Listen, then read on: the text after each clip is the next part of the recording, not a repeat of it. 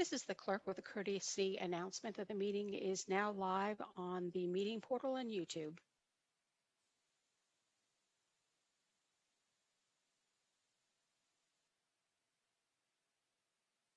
Hello, Rhonda, can you hear me? I sure can, but you're echoing with somebody. Okay, I'll fix that. Thank you. Oh, much better now.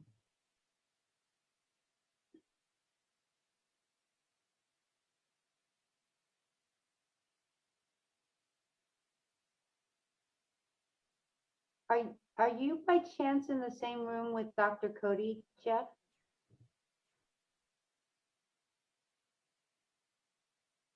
Oh, there she goes. Good morning, Dr. Cody.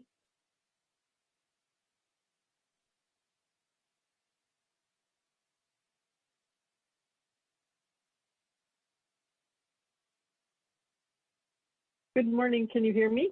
I sure can, loud and clear. Thank you. Thank you. Good morning, Kathy. Good morning. Have a great meeting. Thank you.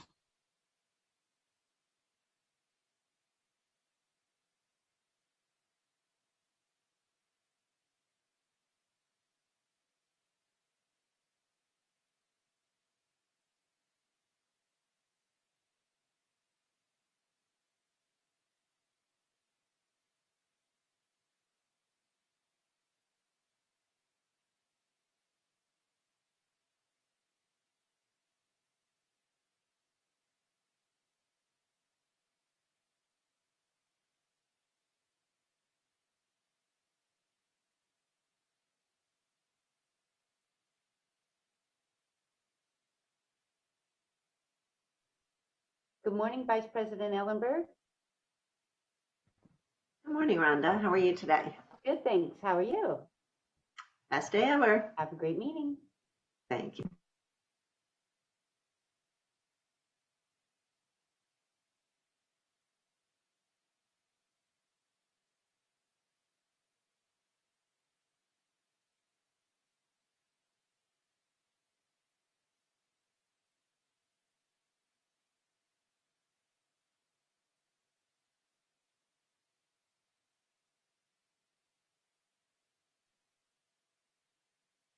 Good morning, Eureka. Good morning. How are you? Good, thanks. How are you? Very good. Thank you. Good. Have a great meeting. Thank you. Good morning, Gary. Good morning. How are you, Rhonda? Doing great. Have a great meeting. Thank you. Thank you.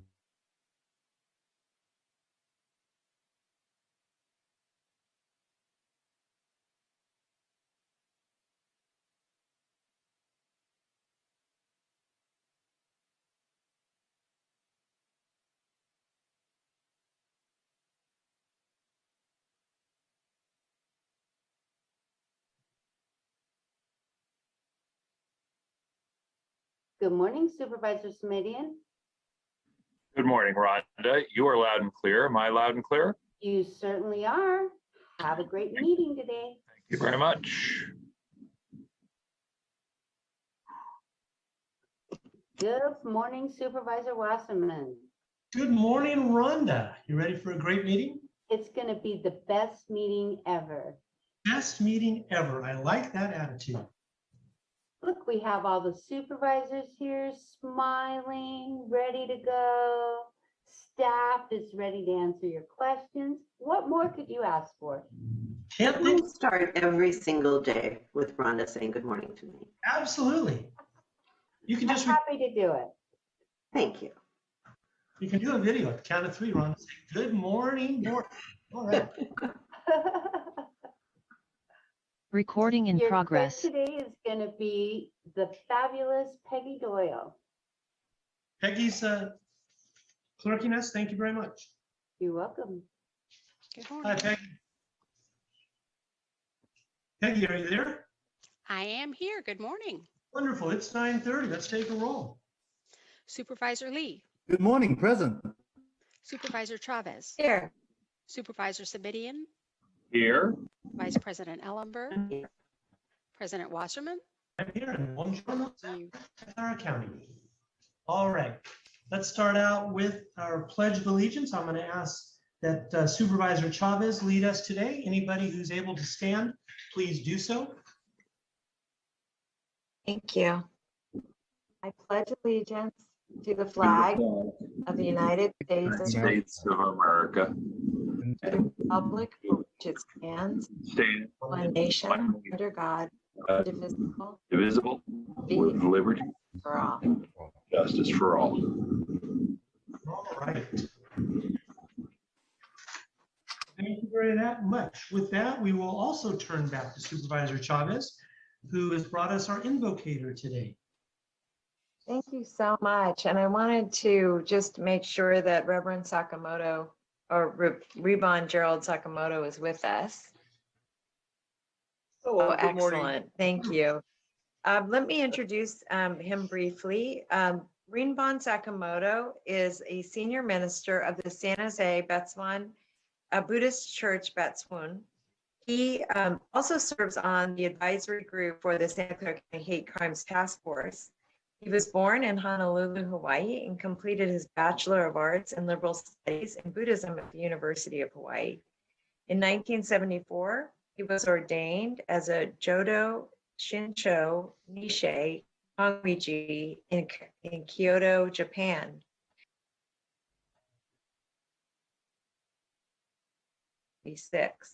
10 years later, he began his service in San Jose. In his ministry at the temple, Reverend Sakamoto brings a high level of energy and focus on youth. As he goes out, he is very supportive of and active in the scouting programs at the temple, and he was a member of the American Leadership Forum.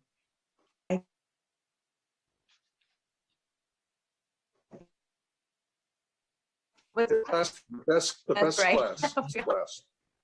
Oh, wonderful. One of the things he applies from that class is the practice of identifying core values and then in the operations of the temple, aligning activities. He is a well-respected faith leader, and I'm just so honored that Rinbon Sakamoto could be with us today. Thank you for that wonderful introduction. Good morning. It's good to be with all of you, even though virtually. Let me begin by saying Buddhism begins with a question. How do we resolve the difficulties we cause and experience? It suggests that these difficulties result from my preferences, my prejudices and prejudices that influence how I see and engage the world. Acknowledging my preferences opens opportunities for inclusive dialogue that affirms the dignity and worth of all. The Metta Sutta in part reads, "May all beings be happy. May they be joyous and live in safety." We all share in this aspiration. We are not Buddhas yet. In the meantime, may the deliberations and the work that you do cultivate compassion and empathy in us all. Namo Amida Butsu. Namo Amida Butsu. Namo Amida Butsu. Thank you, everyone. And this is, by the way, actually our Hondo, the main temple here at the San Jose Betsuan. So it's not like a virtual wow. It's actually from the. But thank you, everyone, for this opportunity. Hope you are all well. Thank you so much, Reverend. Thank you indeed.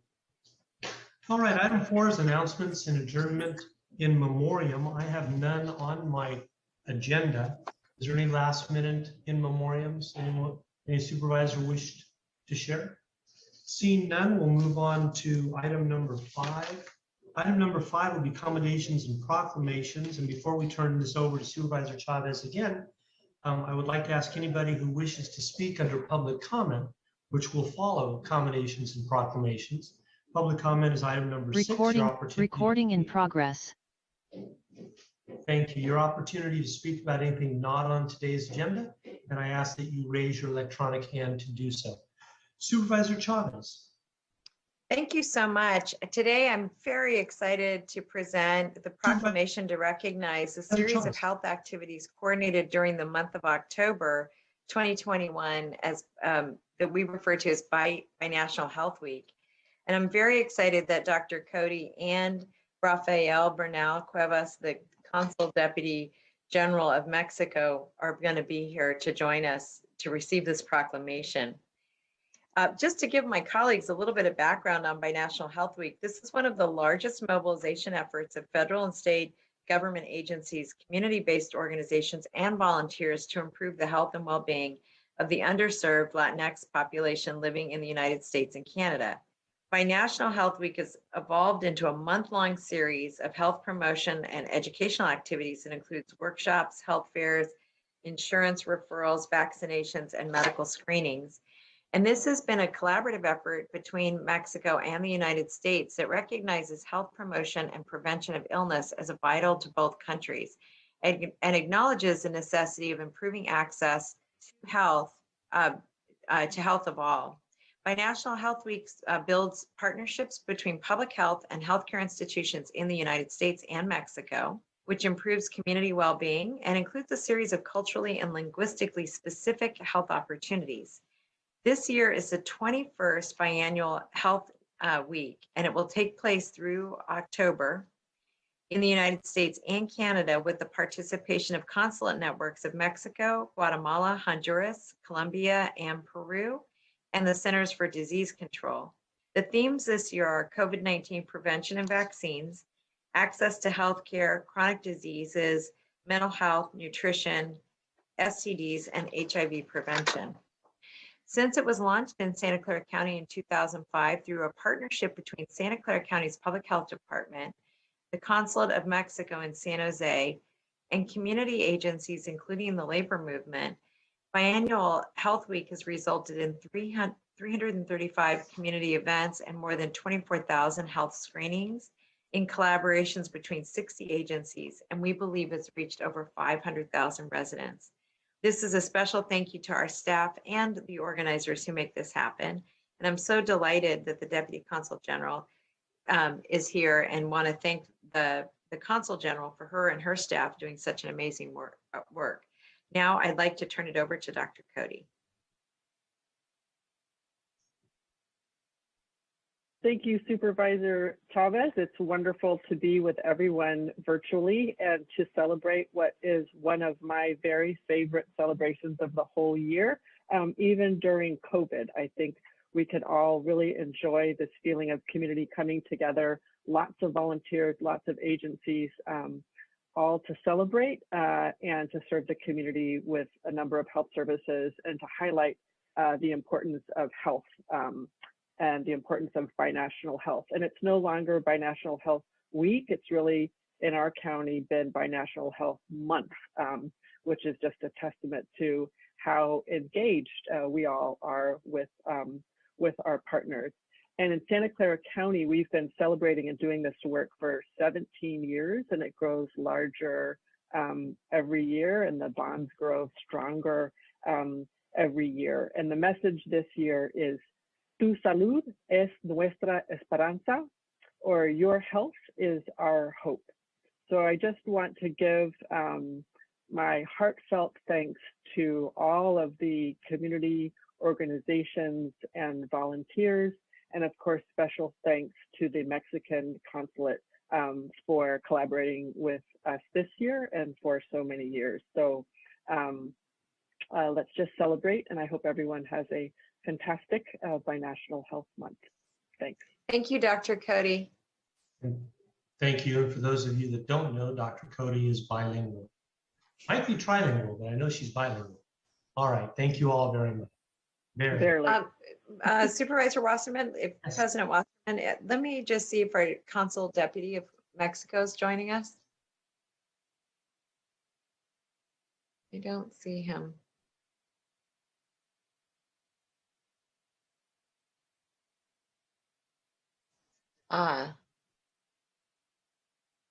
Yeah, I'm sorry, he wasn't able to join us today, but thank you very much, colleagues. Item 6, public comment. The opportunity for anyone to speak about anything not on today's agenda. And with that, Peggy, let's see what we've got going here. Let's give 2 minutes each, if you'll start. Okay, our first speaker is Rhoda Fry. Rhoda, I'm unmuting you. Please accept the unmute and you will have 2 minutes to speak. The timer will start when you begin speaking. Good morning, supervisors. This is Rhoda Fry, and I'm going to be talking about the 2 quarries in District 5, Stevens Creek Quarry and Lehigh. There's similar issues, and of course, both quarries have many issues, but I just want to drill down on 2 of them that involve land use. And the county has been following for many, many years a landslide above Permanente Creek at Lehigh. It's called the Jaeger Yard landslide, and it has been noted to documents submitted to the county that it is a threat to structures and homes downstream. And keep in mind that in, I believe it was 1983, there was a man-made deluge from the quarry that caused flooding and evacuation at Block School. Now that's over 4 miles downstream. So this is a serious issue. And I'm hoping that the county can look at it, because for years it's been neglected. The second one has to do with a similar situation at Stevens Creek Quarry, where there's a number of in-stream ponds. Now, Stevens Creek Quarry says that they don't need to do any repairs to the ponds because they made them before the Clean Water Act. The water board disagrees. They say they do need to fix these ponds. But the other thing that they're concerned about is the dams that hold back the water in the ponds. And they in a letter, there's a quote: catastrophic failure of the in-stream sedimentation ponds could cause downstream flooding and mud flows. These are really serious issues. And I hope that the county can look into the land use issues that made these things occur and fix them. Thank you.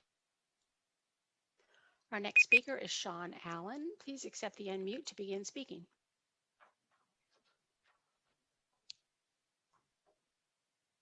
Hi, good morning to all. I hope I'm not out of order in speaking today. My name is Sean Allen, and I intend to run for sheriff. A little about me: I was born and raised in this county, with the exception of living a short time in Detroit and St. Louis, in addition to my time in the military. The last 3 decades I have spent in service to this county. The services include a number of things, to include investigations, patrol, dignitary protection, training officer, jail tactical unit, academy instructor, gang unit, recruiting. And I'm also a union leader that currently represents a portion of the managers and supervisors working in the jails. For over 20 years, I have been in the forefront of fighting the internal corruption. Because of this, you will likely hear negative things about me that are without merit. A repeated practice that has forced me to litigate and prevail in the past, which is evidence the internal corruption and pay-to-play theme exists as well. I will not plead the fifth when tough questions are asked of me. I have zero tolerance for the corrupt or the corrupted. I am running because the employees of the Sheriff's Office and the public deserve better. I'm committed to bringing the type of change that is needed via reforms, accountability, and transparency. The kind of change and services which all can take part of and be proud of. Thank you very much. Thank you. Our next speaker is B. Beacon. Please accept the unmute to begin speaking.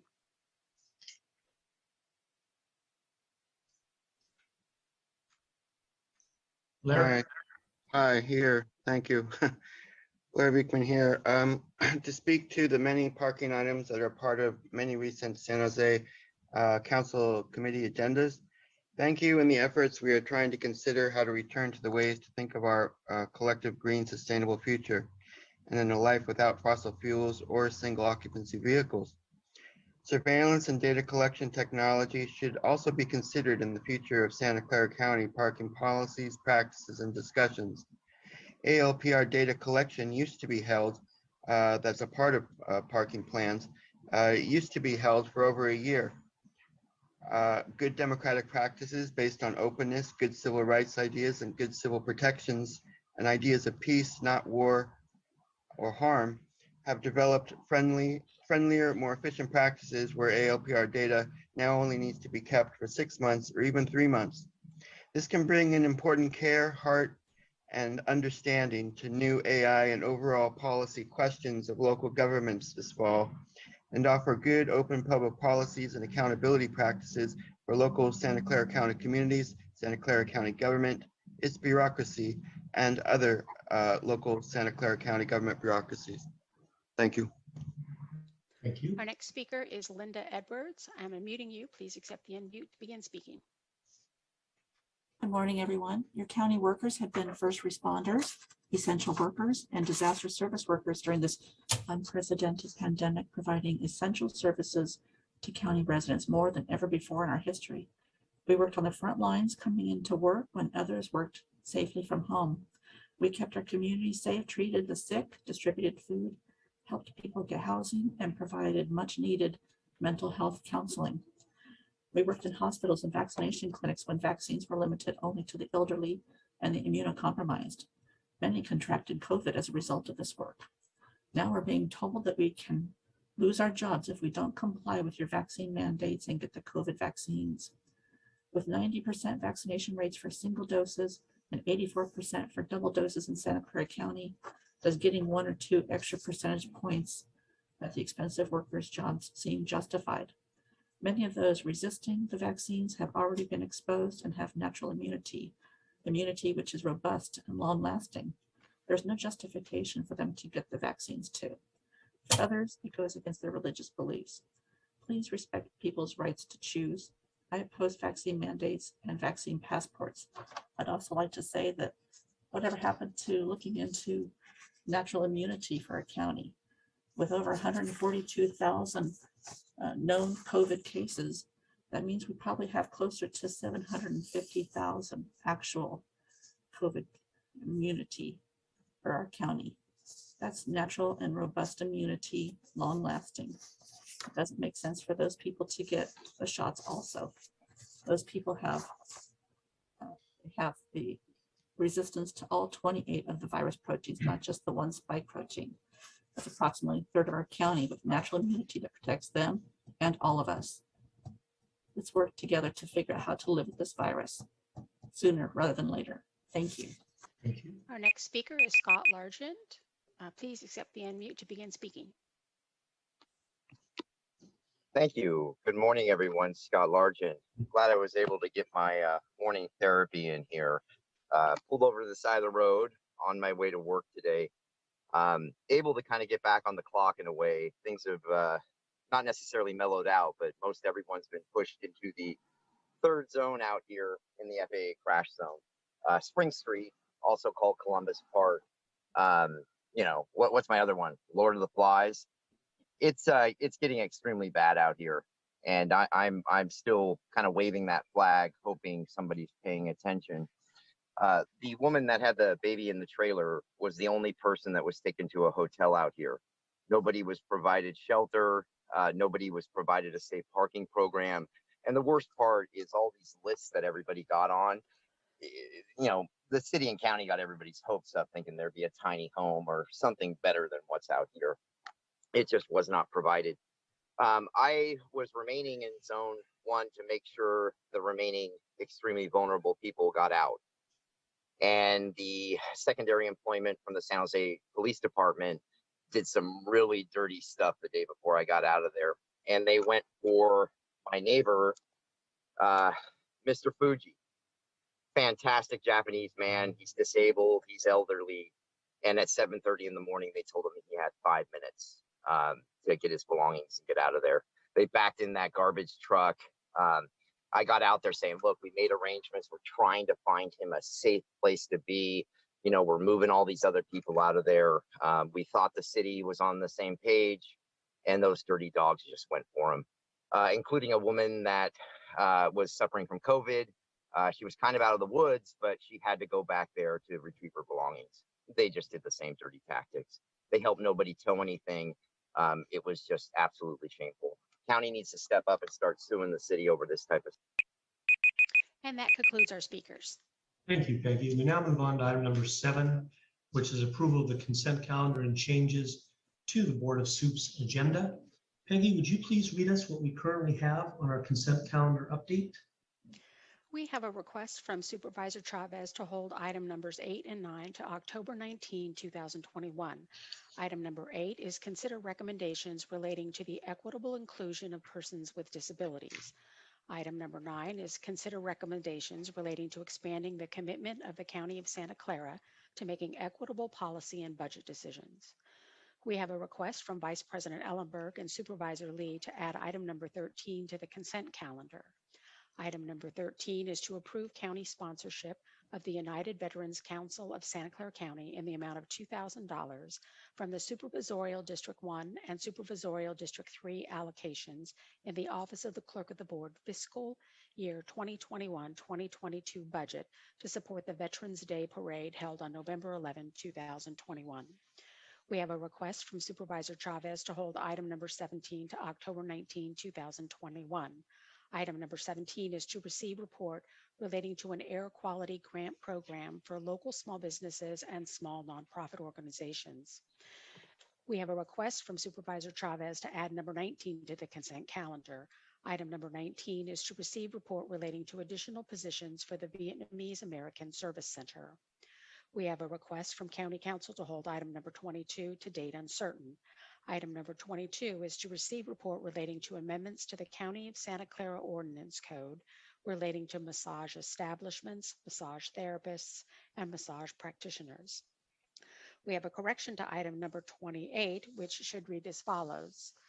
Approve request for appropriation modification number 61 in the amount of $1,140,021, increasing revenues and expenditures in the Santa Clara Valley Medical Center budget relating to creation of a medical specialty clinic at 2500 California Avenue in Mountain View.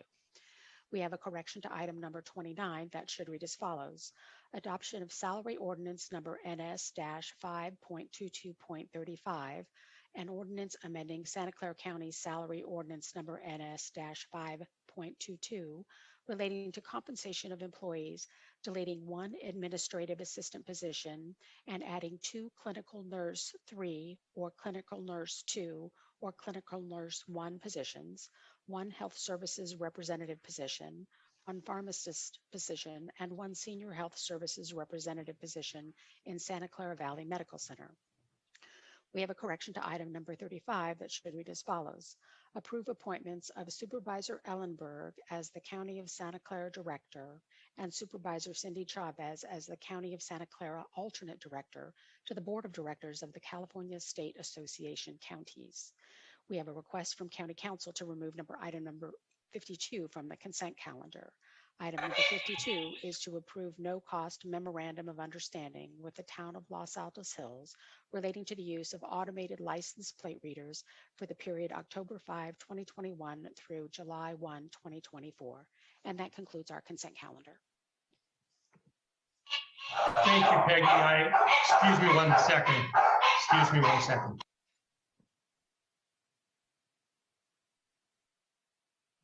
Sorry, thank you, everyone. I thought the roofers and the framers would be problematic. It's 3 little people under 25 pounds. Okay, we've got hands raised, so I'm going to go right down the list. Supervisor Lee, your comments, please, regarding the consent calendar. Good morning. Yes, regarding the changes on the consent agenda, I just want to make a couple of comments on some of them. Specifically I want to thank you, President Wasserman, for joining me to support the United Veterans Council for the Veterans Parade that's coming through. It was canceled last year due to COVID, so I believe they're going to have a relatively larger one this time around. So hopefully we'll see every supervisor out there to support our veterans on that day, November 11th, every year, right? Second item I want to talk about is regarding item number 19 on the VASC. Basically, we want to really thank Supervisor Chavez and my predecessor, Senator Cortese, again for the leadership and commitment, seeing the VASC coming from idea to reality. This has been a lot of work. and really thank staff for the amazing work to prepare the opening of the VASC on October 15th. Though named for recognizing the contributions of Vietnamese American Center, is also ensuring that services are inclusive by accounting for all peoples, Spanish-speaking, other language-speaking staff, and making them present and available for adjacent neighborhoods. It focuses on the needs of a zip code of 95122, 95111 is also where the VASC is located. Having these neighborhoods, and I just want to make sure that all these neighborhoods has been taken into consideration of the staff's analysis. Okay, and let's see. I think that's all the comments I have for today on the let's see. On item number 9, I just want to double check with you, President Bossman. Is this being held again to a different date? Yes, it is. It is being held. Right. All right, and I'll just go and leave that alone. All right. Okay, thanks. And that's all I have. Thank you very much. And I want to thank you, Supervisor Lee, for inviting me in on your referral for those fundings. And I also want to thank you publicly for your service in the armed services. Vice President Ellenberg. Thanks so much. I just want to make a comment on items 44 and 46. Don't need to remove them from consent. Just taking this opportunity to thank the Office of Supportive Housing. Consuelo and her staff notified my office that this item would be coming, and we were able to work with developers to make sure the communities, the relevant communities, were aware of the upcoming project purchase and development. I also want to thank the Resources for Community Development and Charities Housing for working with my office to identify lead stakeholders within the district. This has so far allowed us to engage in a transparent and meaningful process with these communities, and I expect that we will continue this work at this location and the other developments across my district. Consuelo and team, thanks once again. Thank you. Supervisor Chavez. Thank you. Item 19 is a report back on the additional VASC positions. And I wanted to just acknowledge and thank the administration for their commitment to ensuring the VASC is properly managed, especially with an eye towards the future of the county supporting more multi-service centers. So I think the new job title is very exciting. I'm very happy to move this to consent with a request from administration to provide a status update in 3 months on the new classification that can be done off agenda.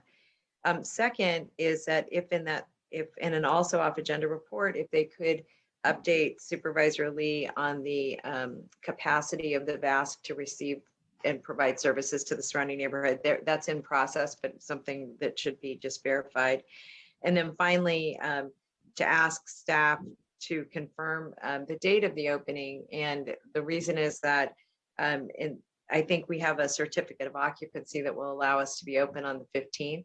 But the celebration may move to another day in order to accommodate the number of people who want to celebrate, which I'm very excited about. But I want to make sure everybody knows far enough in advance so they can participate.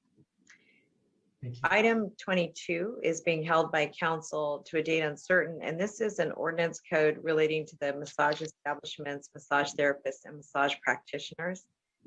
This is in response to a referral from March 23rd that I made, and I just wanted to ask if staff could confirm that November 2nd, they could come back with the amended ordinance or a progress report that just explains if there are challenges and what those challenges may be. And then finally, on item 51, this is pertaining to the recovery center and VTA service needs. And I'd like to leave this on consent just with a couple of comments. First of all, I just wanted to thank the staff for being so responsive, and all of our staff, the county exec's office, behavioral health, the district attorney's office, all of them for their swift action. And what I'd like to ask is that between this item and the September 10th off agenda memo, the DA and the staff were responsive to the referral with the exception of 2 actions that were approved. And I'd like to request an off agenda memorandum in 2 weeks with information relating to those 2 items. One is the preliminary stakeholder outreach plan to enlist feedback for the development of the Santa Clara County Trauma and Recovery Center. And second is the analysis of staffing needs for the Victim Services Unit in the District Attorney's Office. And with those changes, I'm happy to support my colleagues' additions and the consent calendar. Thank you, Supervisor Chavez. Supervisor Simitian.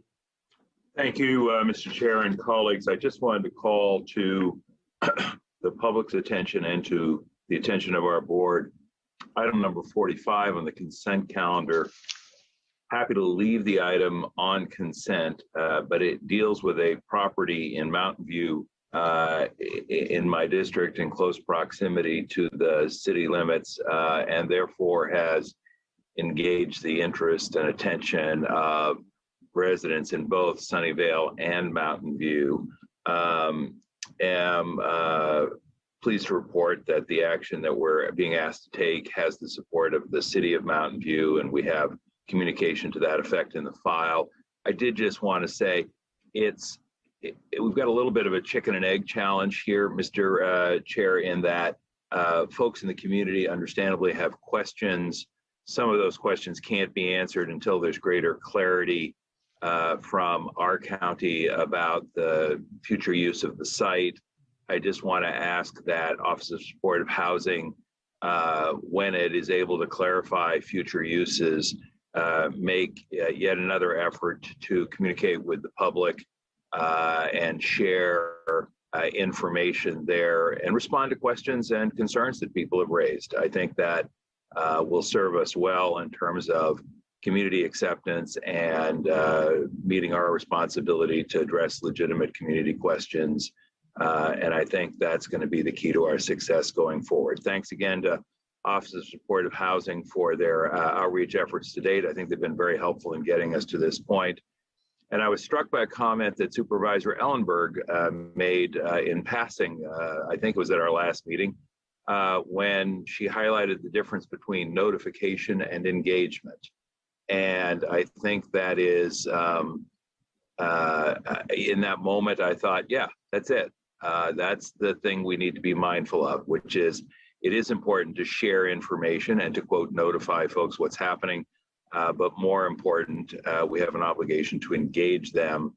And that doesn't mean we'll get to absolute agreement with 100% of the folks, obviously, but I think we're teed up pretty well to do both a good job for the community here and to do a good job working with the community, as long as we're mindful of the need to revisit the community engagement going forward. Thank you, Mr. Chair. I appreciate the opportunity to lay out my hopes and expectations about community engagement in the future.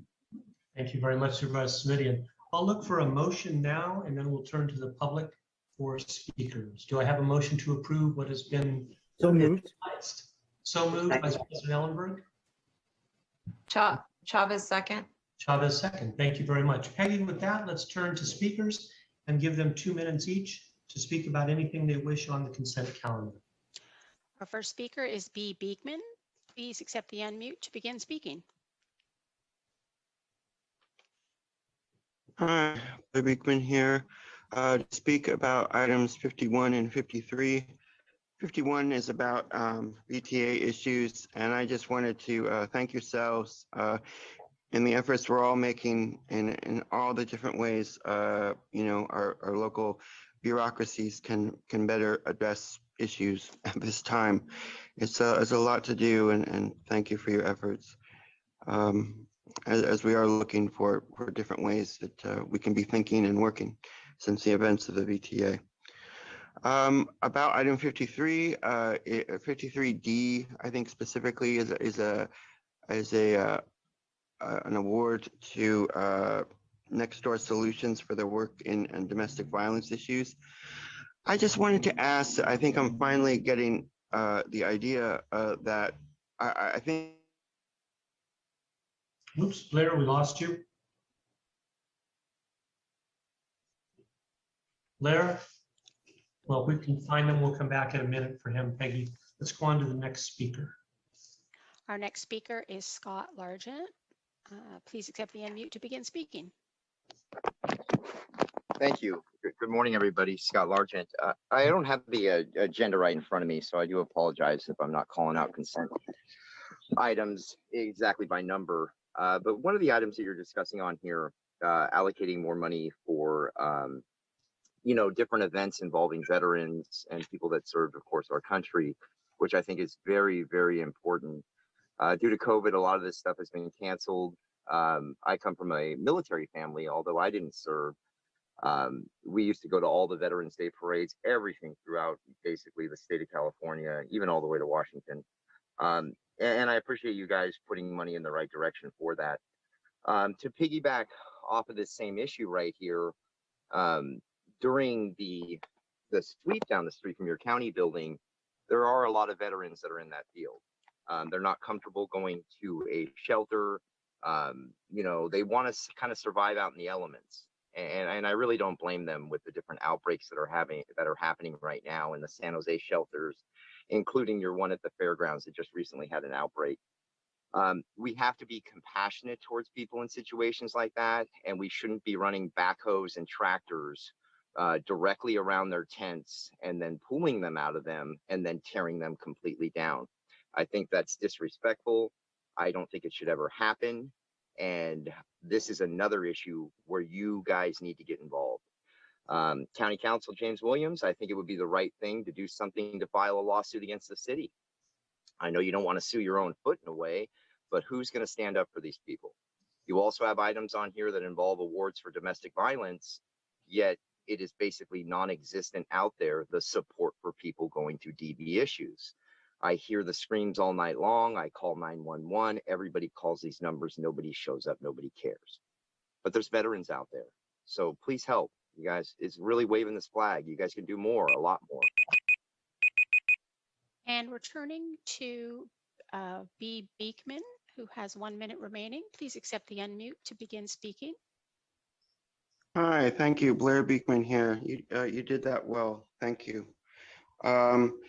I don't know what happened. Something cut off. But to try to conclude here, I simply wanted to offer that with item 53D, Next Door Solution Award for the domestic violence work and good efforts. I'm understanding that the peer review program that has been initiated by the city of San Jose to work on that is a part of the domestic violence issues. It's being considered in how we're working overall county programs of domestic violence studies at this time. And I'm learning that the peer review process, it has to be vetted in how it can be worked well and understood well. And I'm understanding that now. And good luck how that vetting process can take place and we can all take part in it. Thank you. Thank you, And that concludes our speakers. And thank you, Peggy. Members, we've got a motion by Vice President Ellenberg, a second by Supervisor Chavez. We've heard from the public. I don't see any other hands raised. So I'm going to ask Peggy, please, for a roll call vote. Supervisor Lee. Aye. Supervisor Chavez. Yes. Supervisor Simidian. Aye. Vice President Ellenberg. Yes. And President Wasserman. Yes. Thank you. Thank you, Peggy. Item 8 was being held. Item 9 is being held. Item 10 is a time certain no sooner than 1 o'clock when our bilingual speaking cowboy boot wearing Dr. Cody and staff will give a report on COVID. We now move on to item number 11. And members, what I would like to do, I've got some prepared comments that I would like to make.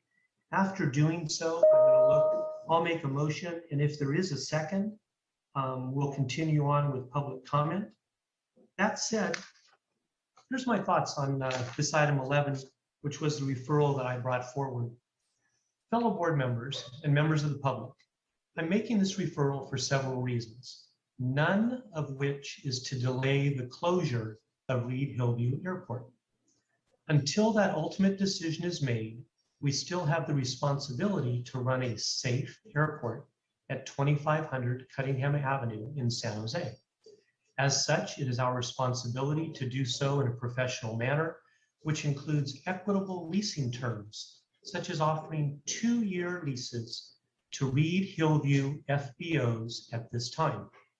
Previously, staff was asked to provide as much flexibility as possible to the county, and I'm sure they're doing that in a variety of ways, but only offering our fixed base operators, or FBOs as they're called, 30-day leases at this time is not the prudent thing to do.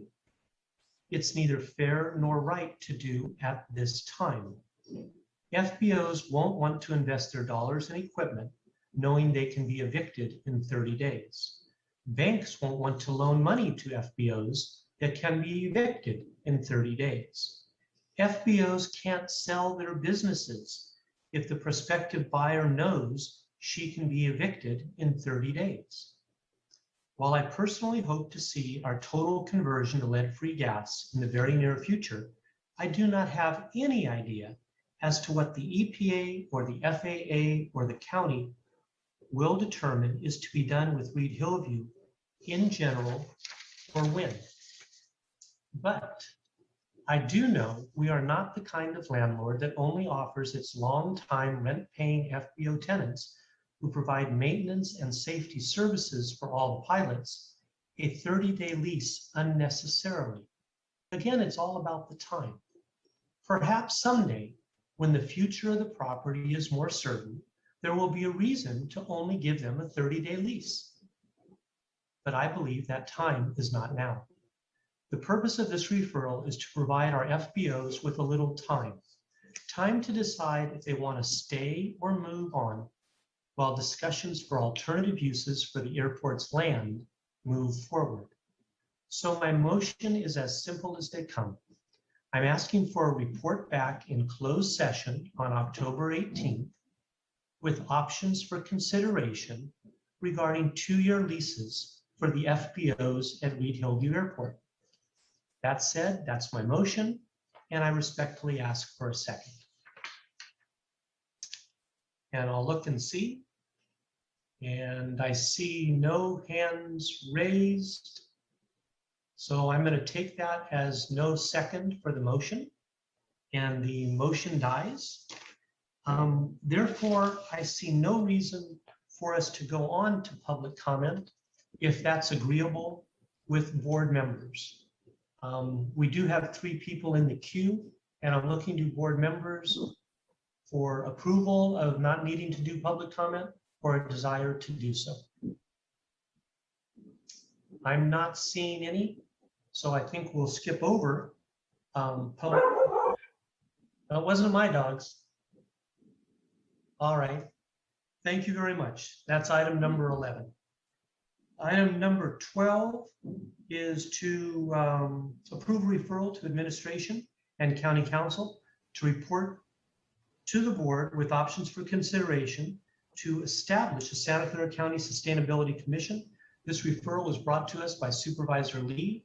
Supervisor Lee, I turn to you. Good morning, colleagues. Good morning to everybody. I'm proud to say I'm wearing a green tie today for a reason.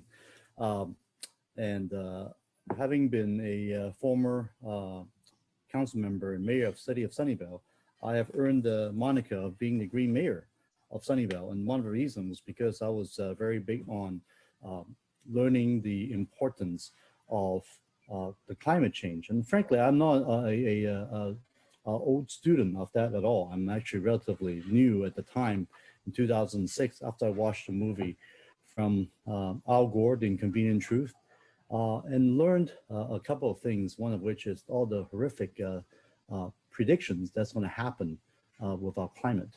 And one thing I've learned after all these years, that was about 20 years, plus almost 20 years ago now, is that those predictions were wrong in the sense that they weren't wrong on the seriousness of it.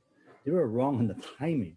Things has gotten a lot worse than we thought. The prediction of the extreme drought, the extreme heat, and all the other climate change issues, we're now really feeling it today. And I think it's something that we really need to take a very serious look at. And so when I look at the Santa Clara County as a whole, I was quite surprised to see that we actually do not have an advisory body like a commission to advise our county on how to move forward. We have Ceremonial office, we have various bodies there. And I think this type of idea of having the creation of a Santa Clara County Sustainability Commission, the county will then be able to engage, empower our stakeholders and provide these opportunities for collaboration to move forward, and also lead our region towards community-wide climate resilience and serving, hopefully, even a statewide or nationwide model on some of the ideas that's coming out of here. We got to be able to show that we are very serious about investing in creating a better world for not only ourselves, but our generations to come. I understand that our county is in the process of developing the County Climate Collaborative, which is a place for all the cities and counties to meet and discuss larger climate-related issues. But I do not see, however, this internal oversight body that's solely dedicated to advising our Board of Supervisors on the environmental and sustainability issues. And I see this commission as a complementary model to the body's climate collaborative to allow people of different age groups, of different backgrounds, to be appointed to lead in this amazingly important effort. There are very few things we could say is an existential threat to us. Unfortunately, climate change is definitely one of them.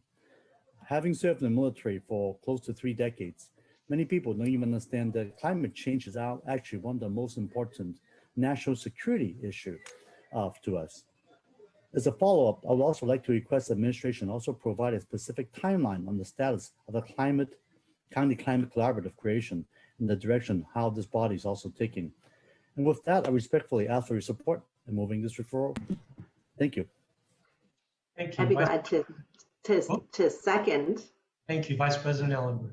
That motion. Thank you so much. And thanks, Supervisor Lee, for your leadership on this issue and bringing forward the discussion today. I'm really glad to support your referral with a couple of additions, if that's all right with you. The first is youth representation. If it's amenable and appropriate from whatever legal standard we need to look at, I would like to see 2 seats on that commission delegated to youth. And in my experience, having more than one youth at the table is really critical for getting them to participate and provide input. One alone tends to be more quiet. And as our youth obviously represent the future, I believe we need to make sure that their voice is heard. Organizations like the Silicon Valley Youth Climate Action have young people ready to volunteer and work on this issue. I'm certain there's no shortage of young people who are ready to help our county navigate sustainability issues. And the second request is for the commission to initially be focused on overseeing the implementation of the sustainability master plan, frankly, as opposed to coming up with additional recommendations immediately. Staff completed the master plan earlier this year, so I would really like to see that work through before we think about expanding the purview and work plan. Do either? I'm hoping both of those work for you, Supervisor Lee. Yes, it does, and I'm certainly happy to add at least 2 seats for the youth. When I spoke with County Council, and I think James can chime in on this, the way the county has the rules right now, there is no limit that you have to be 18 years old to serve on the commission. Am I correct, James? James. That's correct. Oh, Yeah, fantastic. I was concerned that would be a limitation. Right. And I would say that could be a minimum, not a maximum. So if there are more youths who would like to serve, I certainly think that could be wonderful. Great. Thank you so much, Supervisor Lee. Thank you. Excuse me. Peggy, with that, will you please allow our speakers in, and they'll have 1 minute each? Our first speaker is Brian Schmidt. I'm unmuting you. Please accept the unmute to begin speaking. Hey, Brian. Good morning, President Wasserman and Board of Supervisors. Brian Schmidt from Green Foothills. We strongly support this referral from Supervisor Lee and thank him for his leadership. I think it's a fantastic idea. It's been very useful in many other governmental contexts. One thing I would like to add to this is that, as you know, the county is gradually undergoing a revision of the general plan. And this Sustainability Commission might be able to assist in some of the targets regarding the general plan and just trying to make it more sustainable. So thanks again, and I hope it passes. Thank you. Our next speaker is Esther Dong. I'm unmuting you. Please accept the unmute to begin speaking. Hello, everyone. My name is Esther Young, a student at UC Davis. On behalf of Silicon Valley Youth Climate Action, 177 signers of our letter urge the Board of Supervisors to establish a Santa Clara County Sustainability Commission, or a structure that can include key stakeholders to help develop and implement comprehensive and aggressive climate actions and plans. Additionally, we propose 2 more actions. Invest in the County Office of Sustainability with resources such as staffing positions, and partner with the Santa Clara County Office of Education to support comprehensive environmental literacy and education across our county. This includes opportunities for students to get involved with these sustainability efforts and climate actions. It will be the younger generation that will bear the greatest burdens from the ongoing climate crisis, and many of us are now taking action to mitigate this threat. I wish for you to join us in this fight by supporting item 12. Thank you. Thank you. Our next speaker is Radhika Agarwal. Please accept the unmute to begin speaking. Hello, can you all hear me? Yes. We can. Good morning, County Board of Supervisors. Thank you for this opportunity to speak. My name is Radhika Goyal, and I'm tuning in from Homestead High School, speaking as a member. Radhika, I'm going to interrupt you. We cannot hear you. You're echoing. I don't know if you need to get closer to your microphone. Thank you. Is this better audio quality? Yes, that's a little better. Yeah. Sorry, I'm outside. Okay, I'll resume. Basically, I would like to urge for the Board of Supervisors to support item 12, and specifically partner with the Santa Clara County Office of Education to support comprehensive environmental literacy and education across our county, including opportunities for students to get involved. I'm the coordinator for SCYC's climate curriculum. Last winter in 2021, a group of 30+ youth and I created a 2-hour virtual climate curriculum. And for the Fremont Union High School District, we educated 8,000+ students and 240 teachers on climate science, solutions, civic education, and more. And many youth expressed their gratitude and wanted to learn more about how to combat this crisis. This is why I urge you to provide opportunities for youth, such as internships and partnerships with schools. As a voice for the younger generation, please vote yes on this item. Our next speaker is Natalia. Please accept the unmute to begin speaking. Natalia, can you accept the unmute? Hi, good morning, Board of Supervisors. My name is Natalia Esparza. I'm a junior at Homestead High School. In a research conducted by Stanford and NRP, it was discovered that during the past 3 years, more smoke has filled our sky, especially during 2020 and 2021. San Jose, Santa Clara, and Sunnyvale being majorly affected. Ultimately, this has a negative effect on people's health, including mental, cardiac, and respiratory aspects. During this research, also let us know that young and older people are the ones that are affected due to the heavy smoke in our environment.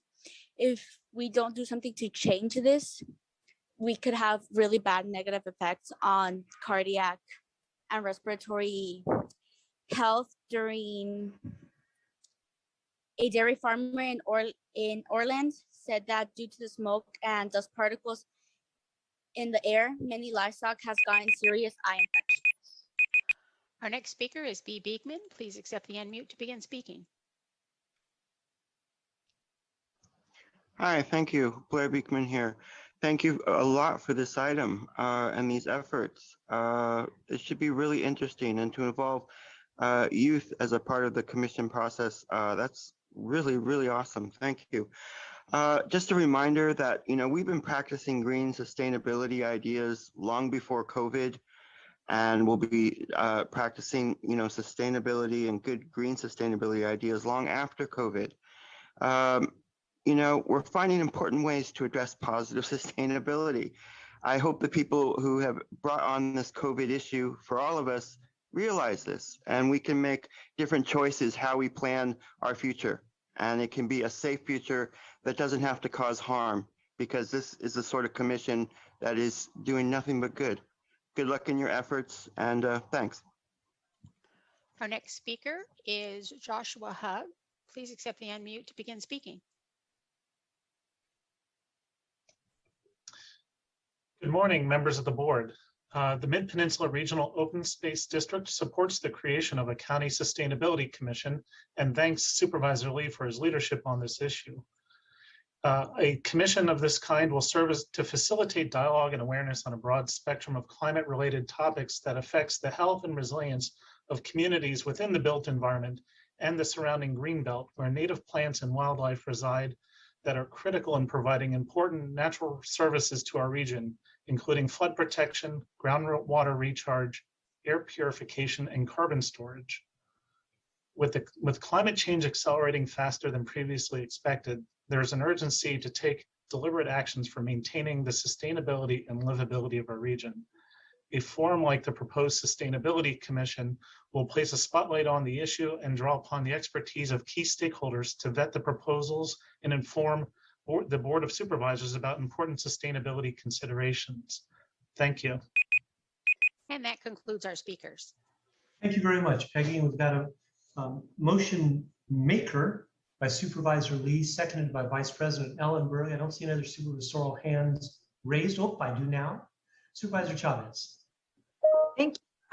I'm very excited to support this. I just want to make a request, two requests. And one is that we should get an analysis, even if it's off agenda, from the Office of Sustainability about how this would impact workload given the new plan we just asked them to implement. And so I think that would be very important. And then the second point I wanted to raise, and I think it was the intention of Supervisor Lee already, is the idea that the students raised about the partnership with the County Office of Education. I recognize they're such amazing partners for us that again, it was probably already intended to be included, but with Supervisor Lee, I hope you would accept those two as friendly amendments. Supervisor Lee? Yes, absolutely. Thank you so much for those good comments, Supervisor Chavez. I actually would like to make a little bit of, I actually have a question for staff if the time's appropriate. Yes, I'll ask my seconder to see if she agrees to it first, and we can move forward. Absolutely. Thank you. All right, so a question I have for Dr. Smith. I recall speaking with you last week regarding the impact to the Office of Sustainability, and you have mentioned to me that there is some personnel changes that you're thinking of doing, maybe even adding some positions of the Office of Sustainability. Maybe you can comment of some of the plan changes you have in order to basically beef up our ability to do more work on the area of sustainability, along with the creation of the commission, assuming we get it passed today. Dr. Smith.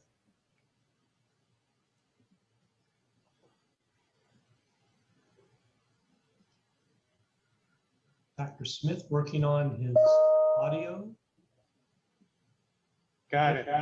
There he is. There you go. Okay, sorry for that.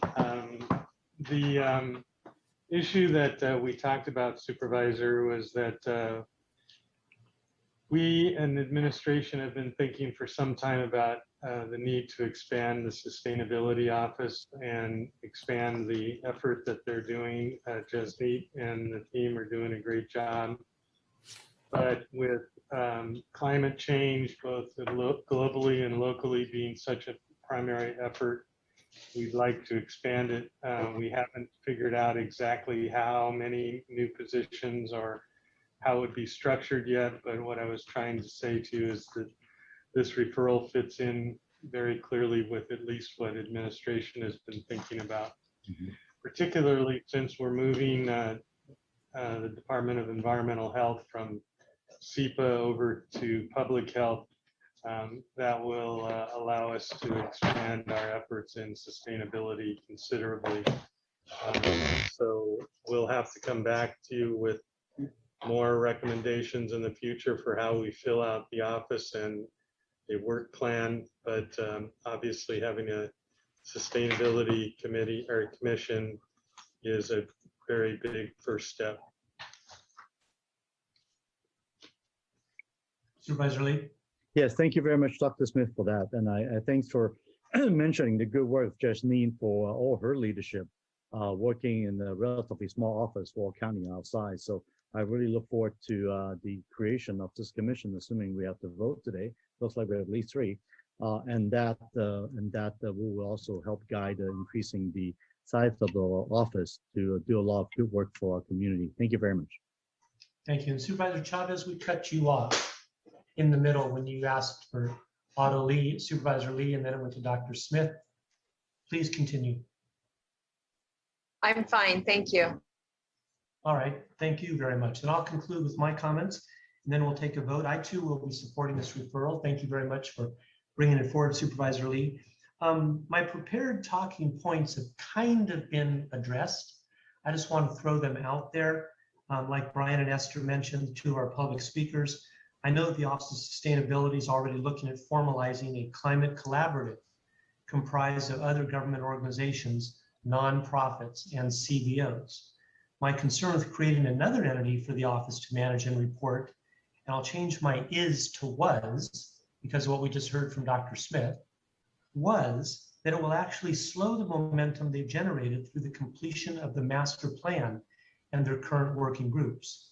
My suggestion, if the maker and the seconder are amenable, is to direct the department to report back with what they think the next steps would be, including their opinion on if a sustainability commission would be a help or a hindrance to their work at this point in time. All of that said, those are my prepared points, but I think they've all been addressed. And I think the direction that we're moving in, Supervisor Lee, that you suggested, Jasmeet, I just think the world of expanding her department, and all that Dr. Smith said is in the works. I think we're all on the exact same page as we move forward into the next year and years ahead. So Jasneet, I see you there. Did you have any wish to speak before we take a vote? No, all right. Well, when I get my chance. I'm happy to listen in. Thank you so much. Thank you. And I had the opportunity of hearing Jasmeet speak, Senator Cortese and I, out at the Marshall Cottle Park on Saturday. And you were very eloquent, Jasneet. All right, everybody, we've heard from the public, we've heard from ourselves. Without further ado, Peggy, roll call vote. Supervisor Lee, Absolutely aye. Supervisor Chavez, Yes. Supervisor Semidian, Aye. Vice President Ellenberg, Yes. and President Wasserman. Yes. Thank you. Thank you, Peggy. And Dr. Smith, I really look forward to what you bring back to the board about a reorg of some sort that uses our existing assets and combines them with the referral from Supervisor Lee. Thank you very much. 13 was on consent. 14 is a report from Dr. Smith, our county executive.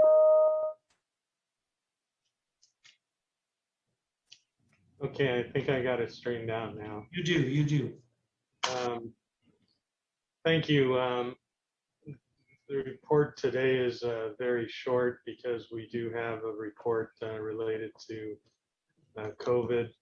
I wanted to let the board know that with regard to our vaccine mandate, we've had quite a great response from our employees. We're still working through all the numbers and details, but it looks like we're in the less than 500 range of individuals who have not completed their assignment of either giving us information about their status or requesting a waiver. We are seeing lots of people who have, for whatever reason, made it right up to the deadline before they started their vaccine, but luckily have started it and are moving forward. So I'm really happy about that. Obviously, we continue to meet and confer with the unions about the effect of any policy upon their members. And we will continue to do that on an ongoing basis. EOD and County Council are taking the lead and looking at reasonable accommodation requirements for those who get exemptions. And we also are keeping our attentive to state, federal regulations regarding special situations like custody bureau and hospitals and health systems. That is really all I need to say today, and open for questions. Thank you. I don't see any questions. We'll move on to James for a report from County Council.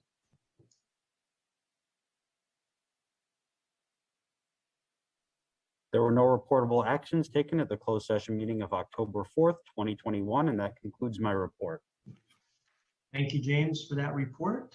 Item 16, our judges coming back. We've got them aligned for 12:30, planning on a lunch at noon. So we will skip 16 at this time. Item 17 is held. Item 18, we now turn to, under advisement from the June 8th, 21 meeting, to receive a report from the Office of Supportive Housing relating to planning and progress of functional zero for unhoused families. And let me just turn to 18, my binder. All right, we are ready to go. Consuelo. Good morning, President Wasserman and members of the board. Consuelo Hernandez, Director with the Office of Supportive Housing. Particularly excited about sharing this update with the board.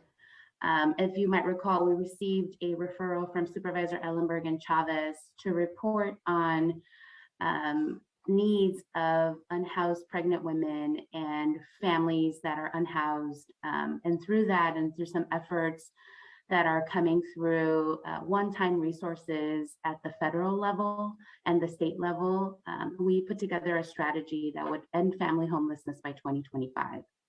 Through this, our goal is to first house 1,200 people in a year, and then 600 over the course of the next 5 years, until we reach a point where the system can sustain the number of families that become homeless. And there's 4 particular strategies. First, to share that the name of the campaign or the name of the strategy is Heading Home, No More Families Living on Our Streets. First, we will leverage one-time emergency housing vouchers that have been allocated to our community through the Santa Clara County Housing Authority, who is the administrator of the voucher program for both the city of San Jose and the county of Santa Clara.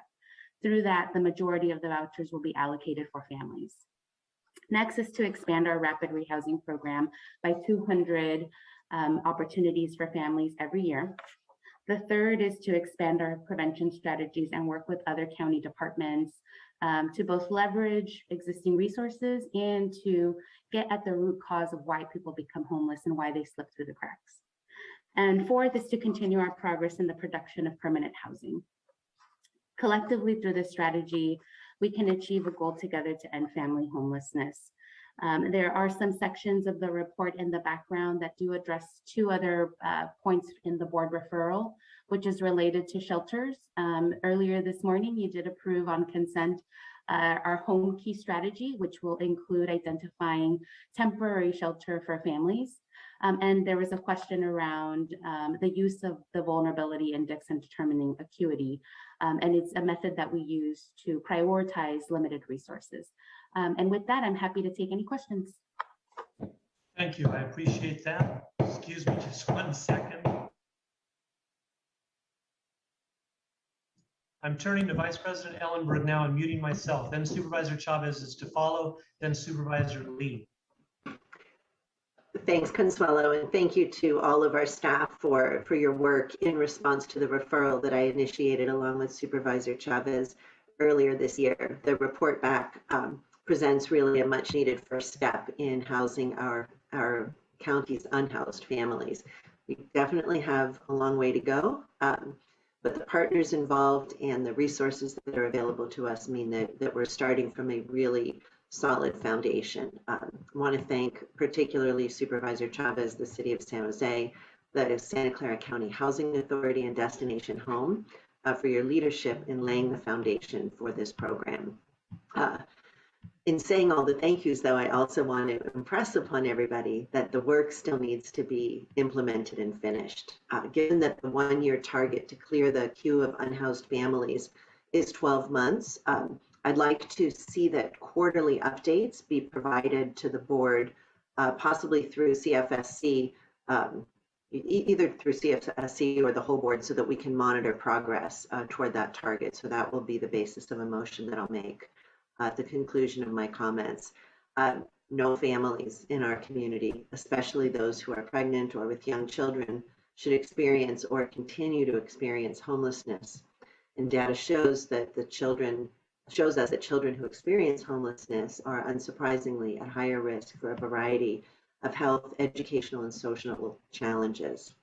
And as I mentioned yesterday during the press conference, I have heard directly from a number of people with firsthand experience that really were responsible for leading me to bring the referral forward in the first place.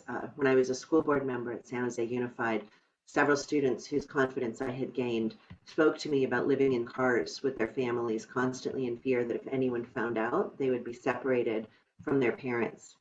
While visiting an encampment alongside the backpack medicine team from the Valley Homeless Healthcare Program, I learned that unhoused mothers were hiding their infants, thus preventing them from getting critical early care because they feared that they would be labeled unfit parents and their children would be taken away from them. On a visit to the Roots Clinic, I learned that pregnant people purposefully hold back information from care providers about their unstable housing for fear that they will be reported to some entity that will remove their children as soon as they're born. Just this week, a resident reached out to my office with concerns over abating a family living in a tent. This family with a 7 and 9-year-old do not need abatement. They need support and resources to succeed and thrive. We can't have families terrified of being arrested or losing their kids. They shouldn't forego critical care services because we've placed a stigma on them. Being homeless is not a crime, and living in poverty should not be a reason to separate families. Our residents should not be living in constant fear of being torn from their loved ones because of a housing situation or lack thereof. Housing is one piece to ensuring that families and children are successful in this region. I look forward to seeing more partners, particularly those who serve these families, social services, schools, employers, and childcare providers, who can add their perspective of how we can fully support and serve these families. And finally, I want to encourage landlords to work with the partners to help see this plan through. Please join this effort to house our county's families. It will take all of us to move these children and families from bare survival to a life where they can thrive. So help from the Landlord Committee is encouraged and appreciated. My quick PSA is that this is guaranteed rent.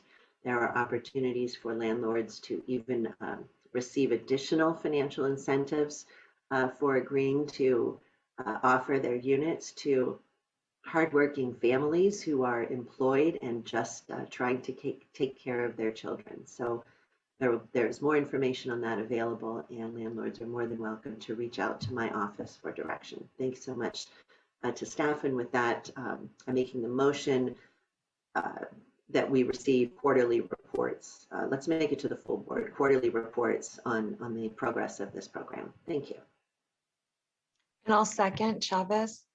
And since I know Mike's dealing with hammering right now, and I apologize, colleagues, for having my screen off, but my internet connection is a little bit,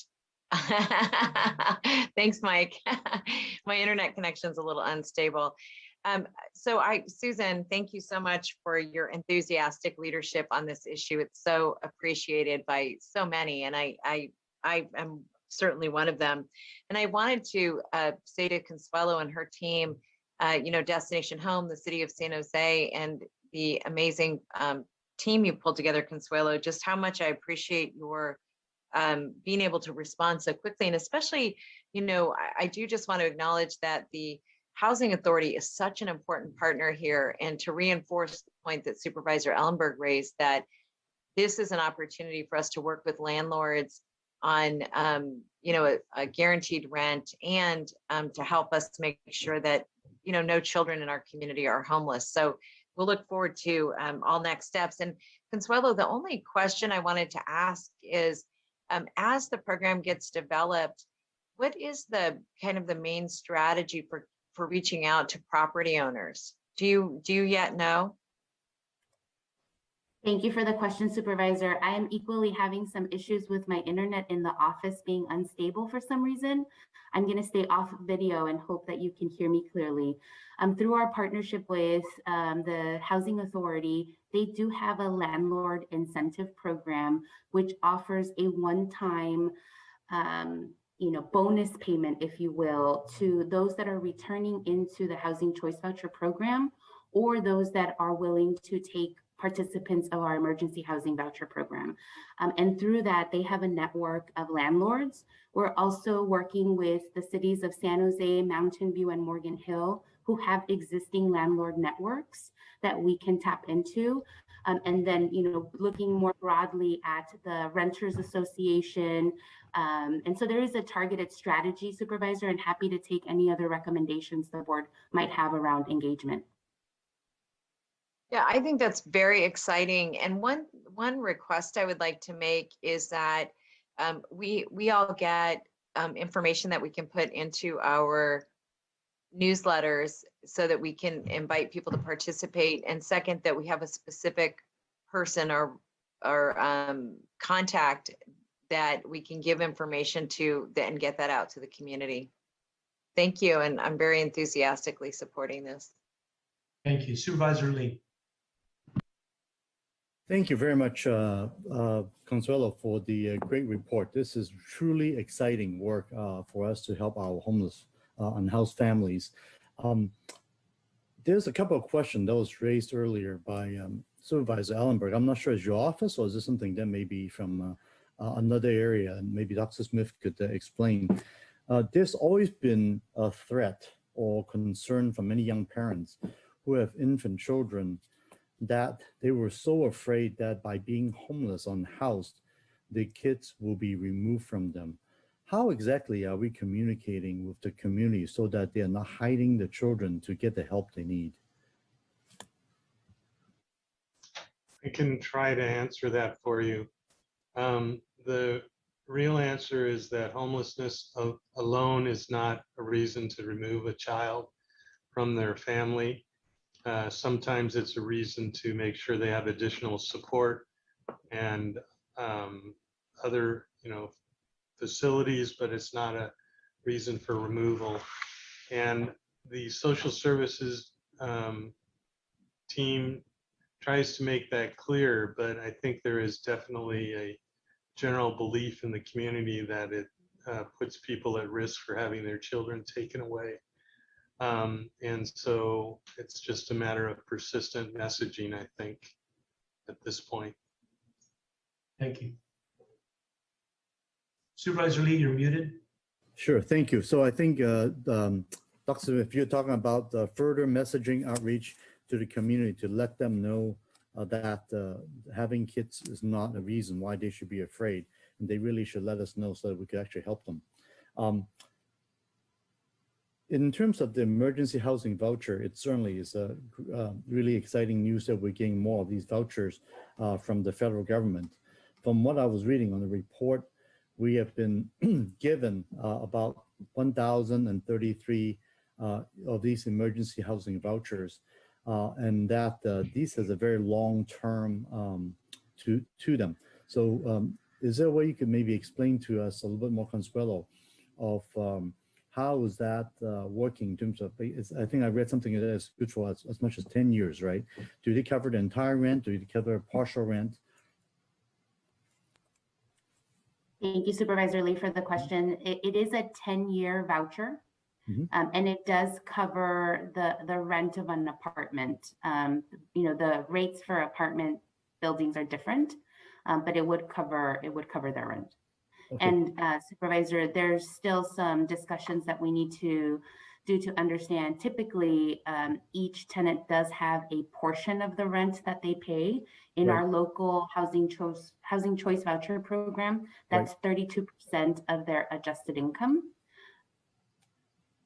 Right. So the voucher is not a full rent. It's just a portion, and that there's a portion of which the renter still needs to be able to come up with. And as you said, it's 32% of that adjusted income of whatever they make. Okay, great. How does that differ from the Section 8 voucher then that we are so familiar with? Yes.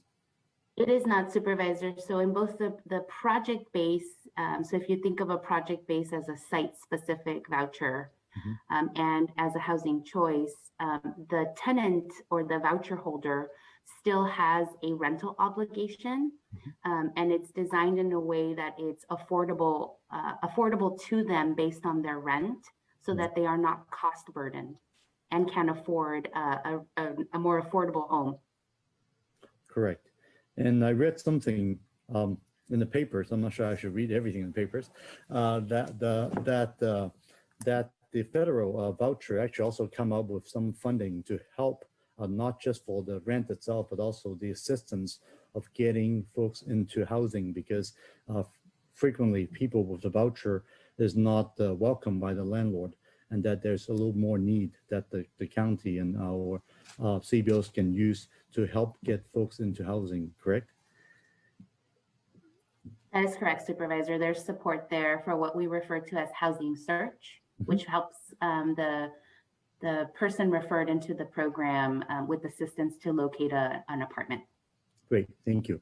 Another area that we've been hearing a lot about, of course, is the ending of the eviction moratorium as of September 30th. The need of the homeless prevention, like the HPS over at the and the stuff that we're doing with the Bill Winston Center, all those are so important. One area I was going to ask is, obviously a lot of times before people get evicted, they actually get to court hearing and whatnot. Do we have any connection right now where we are able to at least give advice to folks if they are facing evictions, that they know where to turn to and how we could reach out to them to make sure that they have all the information needed to avoid being unhoused? Yes, Supervisor, through our work in the administration of the Emergency Rental Assistance Program and our countywide homelessness prevention system, we have been partnering with cities across the county, and through pop-ups, we've been meeting communities where they are. For instance, last week we held a pop-up in the city of Morgan Hill that included legal service to those households that wanted or needed guidance. We're also producing an updated flyer that will be used countywide, directing people, if you receive a notice, call this number. And so it is a coordinated effort. And once those materials are ready, we will be sending those to your respective board offices so that you can share with your constituents. Exactly, yes. So thank you very much for the update and all your good work, Consuelo, on this. I would say the most difficult problem we are facing in our county. As they say, COVID will probably be dealt with in a few months or a year, hopefully, but unhoused issues will be with us for many years to come. So hopefully with this Heading Home campaign, getting this ended in about, say, 5 or 6 years, I think that would be a very good goal to accomplish if we could actually do that. Thank you very much. Thank you, Supervisor. I just wanted to also take the time to thank Destination Home, the City of San Jose, the Housing Authority, and all of our partners in this effort and everything else we've talked about today, including our internal staff, County Council, SSA partners, behavioral health, because we cannot do this alone, and we appreciate everybody's partnership in this effort. Thank you, Consuelo. Amazing as usual. Peggy, let's turn to our two speakers, please. Give them each a minute to speak. Our first speaker is Tessa Woodmans. I am unmuting you. Please accept the unmute to begin speaking. Yes, it's Tessa Woodmansey. And we get 1 minute. Yeah, like the VTA, because of course, whatever is happening that we're only getting a minute is terrible. But anyway, getting back to the issue, we need to uproot the system, as Greta Thunberg and the Fridays for Future has talked about. And uprooting the system is getting away from capitalism and consumerism. And so what we need to do is, the reason we are in the world of hurt is because we need to get back to our agrarian roots, and we need to start buying property and growing food locally. That is a big problem. And when we are dealing with homeless, nature heals. So we need to start growing food locally as a companion to our housing issues, because we have such systemic problems, the problems in our school where our children are suffering. And we need to start growing food and creating an agrarian society again. That is how we survive as a species. And we are going extinct if we don't change. Thank you. Our next speaker is B. Beekman. Please accept the unmute to begin speaking. Hi, thank you. Blair Beekman here. I think I've mentioned this item many times to yourselves over this past summer of what's been coming down the pipe from the state and federal level. And it sounds like this program can very nicely, it can be helped by the subsidies that are possible. I'm learning a lot about this subject and how to address this subject better. Thank you for these efforts to talk about how to find housing. This really can support housing for people, for families. That's an amazing concept. What Tessa has offered, good luck how we better develop these subsidy ideas responsibly, and what that really can be developing for our future. This is an important first step. Good luck with how we can continue these good efforts. Thanks. Our next speaker is Scott Largent. Please accept the unmute to begin speaking. Thank you. Good morning, everyone. Scott Largent, this is fantastic work. You all know I fully support this. I do hope that we're figuring out the exact needs of each one of these families that we're trying to house, we're trying to assist throughout this process. With the city of San Jose, with their Vista, Montana location, that would have been fantastic for families. That crashed and burned because they didn't take the time to figure out who would be there. It would have been a great environment for me to be there. I could have my daughter playing on the playground, but long story short, that stuff didn't quite pan out right there. You guys do have some success behind the old city hall over there. That is a fantastic program right there. Some of the families out in the crash zone, they are resistant to going to hotels right now. They don't want to go to drug dens. They want to remain together. And they also want the ability to be able to cook. And in some of these hotels, that option is not there. You have a small stove. You don't even basically have a stove. And that's very important to be able to cook for your family. So I hope you guys are looking into that also. Thank you. That concludes our speakers. Thank you, Peggy. With that, I'm going to turn back to Supervisor Ellenberg. Made a motion. Was there a second, Supervisor Ellenberg? Yes, Supervisor Chavez seconded. Supervisor Chavez seconded. Okay, then. No other comments to be made. Peggy, roll call vote, please, on item 18, Vice President Ellenberg's motion. Supervisor Lee. Aye. Supervisor Chavez. Yes. Supervisor Semidian. Aye. Vice President Ellenberg. Yes. And President Wasserman. Yes. Thank you. Thank you very much. 19 was handled on consent. We now move on to 20, which is an appropriation. Dr. Smith, I'll turn to you. Yes, let me give a start to this and then I can turn it over to Martha Lipinski. What we're asking today is for the board to approve an appropriation modification so that we can get moving on hero pay and get money into our employees' paychecks by December 3rd. There's really 3 or 4 groups of employees that we're talking about. 3 of them are relatively easy to find. The 4th one I'll talk about in a second. With regard to individuals in full-time codes, we're recommending that all county employees in full-time codes be allocated $2,500 for their hero work during the pandemic. We're not recommending that there be any choice or ranking order in the sense that we think that all of our employees deserve hero pay, whether they were actually on the front lines or doing support work. They were all subject to the disaster service worker requirements. and they were all contributing to the successful pandemic response. With regard to part-time codes, individuals in part-time codes, we're recommending that it be prorated from the $2,500 based on their code.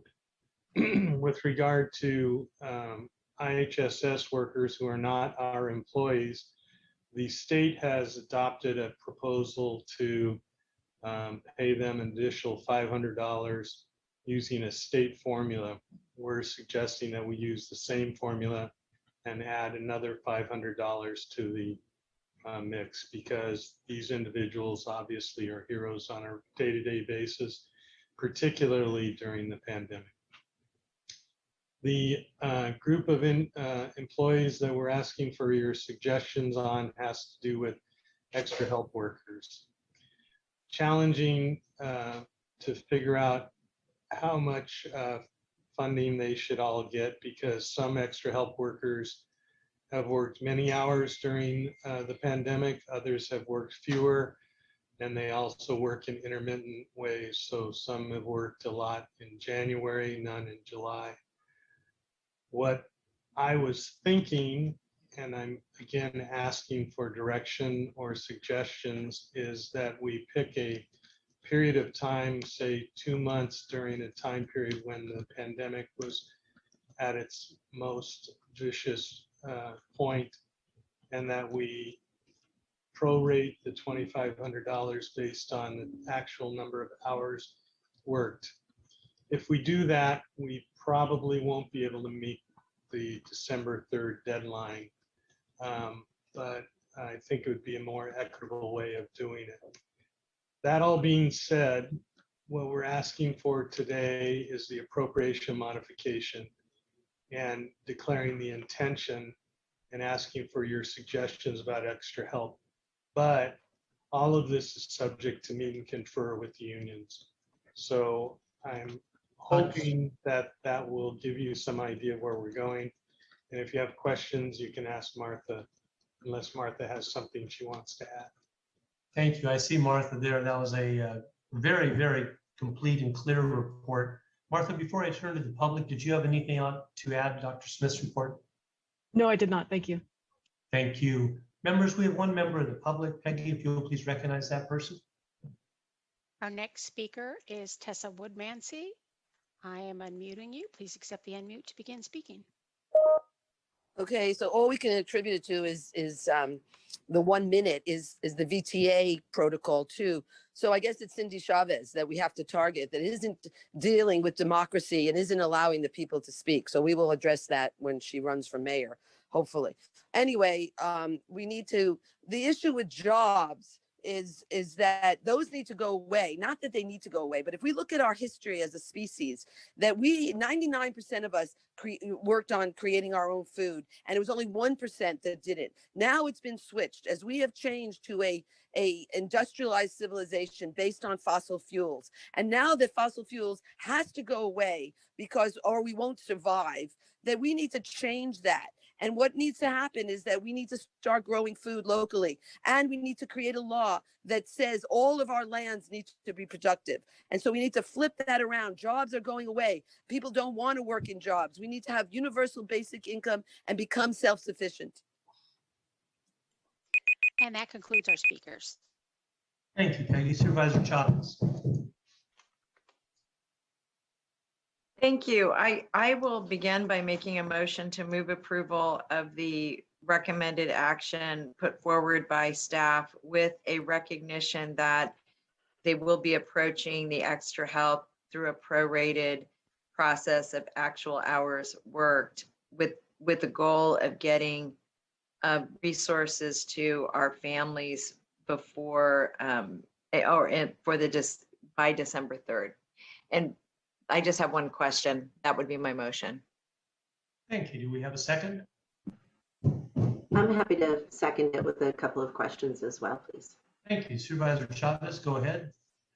Thank you. On the question side, Dr. Smith, could you just talk a little bit about the timing? You were saying that that the objective, recognizing that this needs to be done through meet and confer, that the objective would be to have this wrapped up, have the discussions wrapped up by December 3rd, or have folks have this extra money in their paycheck by December 3rd? Our goal is to have the money in their paychecks by December 3rd. Now, as I mentioned, it is subject to meet and confer, and the unions do have the right for us to sit down and meet with them. I'm hopeful that nobody will object to hero pay. And I'm also hopeful that we won't go down the rabbit hole of trying to prioritize employees that we think are more deserving than others, because everybody participated. But fundamentally, it is subject to meet and confer. So our goal administratively is to get it into the December 3rd paycheck. Thank you. Thank you. That answers my questions. Vice President Ellenberg. Thanks. I support the pandemic hazard pay for our workforce. Clearly, they put their lives on the line to stand up the most responsive and expansive COVID response in the country. And the reason that our county is leading with some of the lowest transmission rates in the US is a combination of the leadership of our public health officer, the willingness of our residents to adopt the health orders, and the tireless and extraordinary efforts of our county workforce. As our board's representative to CSAC, I wanted to just take a minute to note that our county is fairly unique on the issue of hazard pay. San Diego County is the only other large county in the state to approve hazard pay for county employees. They did it in a tiered sum system of payments, and their recommended sum represents 6% of their nearly 650 million or 36 million, whereas Santa Clara County is poised today to approve 20% of 374 million or 74.6 million. Both counties employ approximately the same number of people, so it's notable that we are paying about twice as much as they did. And I believe that this speaks to our board's appreciation for our employees and our commitment to recognizing their contributions, but also, of course, the range of options of how a program like this might be implemented. Late yesterday, my colleagues and I received an account of one of our county disaster service workers deployed to support the unhoused residents that were providing isolation housing at motel sites. She wrote, "I know the fear and trepidation folks had when first deployed and how many people were scared to answer the call, but stepped up to help their community anyways during a time when we knew very little about COVID, when there was no emergency paid sick leave, when we were struggling to supply enough PPE, and the hope of a vaccine was only a dream far in the future."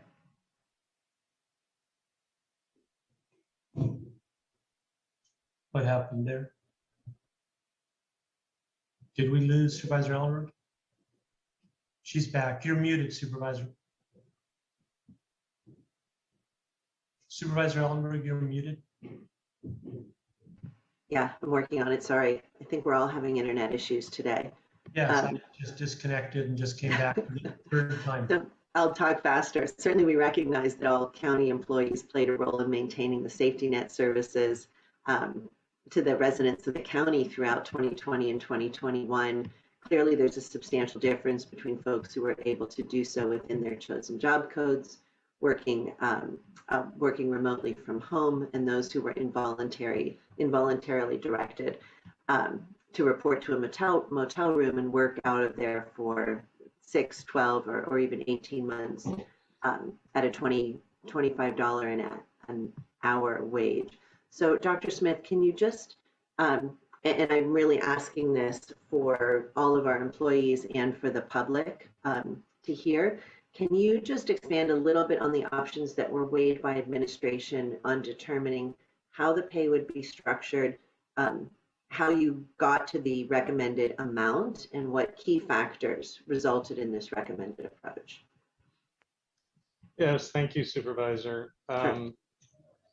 We looked at the enabling legislation for the ARPA funding and the modified, well, I shouldn't say modified, interim final rule. And pursuant to that rule, which is pretty confusing, there was the ability to pay hero pay for employees who participated in the response to the pandemic. They listed certain criteria and then said that other criteria could be established by the local agency. We felt strongly that everyone in the county employee actually participated vigorously to the greatest extent possible in providing a response to the pandemic. And therefore, we didn't feel administratively that we could pick a group or a particular job or a particular activity that was more deserving of a larger amount of money than any other. So we recommended the 2,500 to be within the amount envisioned through ARPA and recommended it for the entire employee population. Not because we don't realize that some were on the front lines and others were supporting, but because we realized that everyone contributed vigorously to the response. Sure. Thanks. I hear that, and I think you've made very transparent the reasoning for the flat across the board. I really appreciate that. The other part of the question was how you got to the 2,500 as opposed to 5,000 or 1,000. Why was this number selected? Thank you. Oh, there is a maximum limit in the ARPA legislation, and we felt that in judgment, 2,500, and like you said, about twice as much as other large counties, seemed reasonable and defensible, particularly since we know we're going to be audited, and we were trying to represent what we thought the board would want, which is that we set a line in the sand that's twice as much as others, because our board is twice as much progressive. Well, interesting line of thinking. All right, I'm going to stop here. I'm interested to hear from my colleagues. Thank you. Thank you. Good for all of us for sure, and a great plan you're bringing forward. Supervisor Lee, do you have any additional comments? Quick clarification, Dr. Smith. I remember you mentioning that this does not include yourself. You have to exclude yourself in this.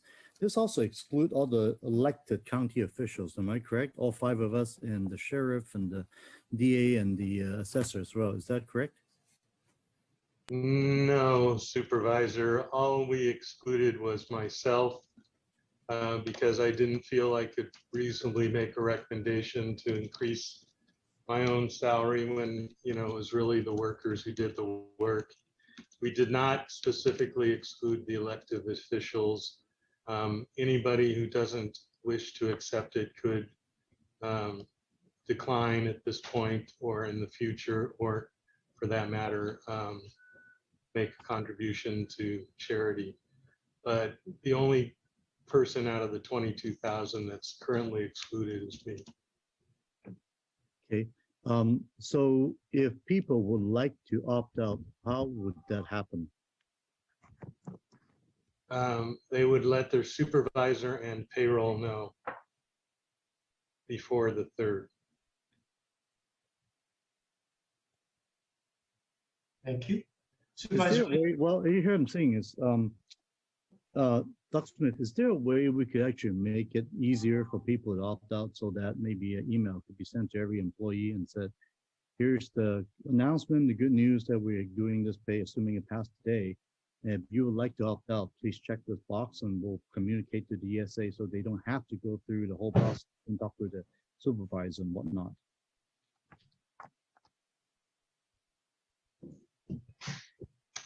We'd have to look into that. Dr. Smith, you said they can simply notify payroll? Right. Okay. I'd be reluctant to send an email soliciting people to opt out. I suppose the chair could do that if he wanted to. Thank you. Joke. Yeah, well, I'm just going to make a comment. I mean, I have concerns about the way how this came about. Certainly, I would not want to, as an elected official, vote for a $2,500 pay for myself. At least I speak for myself on this. And I would definitely take the opt-out version. I think it's for so many reasons that the amount that has been provided here seems, I know it's very generous, but in some ways almost overly generous. We received the money from ARP in 2 tranches, right? So we have received 1/2 of it as of May or June this year, and we are going to receive another one next May or June. And so, Dr. Smith, do you expect that this is only a one-time thing, and we're not going to go through this again when the second tranche comes in? This is a one-time bonus, basically, for hero work over the 2 years. Right, because we have received about 187 million, of which now basically we're estimated about 76 million will be put in this bonus pay, correct? Or this hero pay. Correct. Right. Was there an extra question, Supervisor Lee? Yeah, so I'm going to ask the maker of the motion, if possible, as following. Let's see if I've got some people to second this. Is that I would like to make a motion. Number one, an amendment, a friendly amendment, or maybe not, to allow individual employees or anybody on this list here to opt out who consider themselves not potentially eligible based on the criteria of the emergency service worker type of work, and so allow people to do that. And I want to make that process as simple as possible so that they don't have to talk to their supervisor or colleague, and that's something that there's a direct communication of ESA to make it easy for people to opt out of this process. I think that would be important. So that's yeah, would that be okay to make it? Yes, that's fine by me.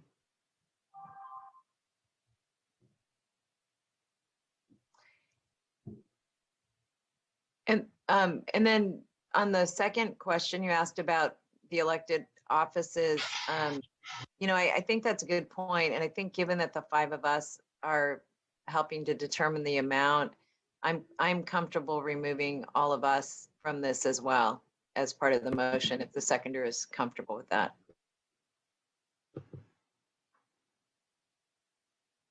Who's the seconder? I'm the seconder. Oh, I didn't realize I was the seconder. Yes, I strongly support that. I think that the 5 of us do not need to receive this additional compensation. Thank you. Thank you. So we have a motion, we have a second.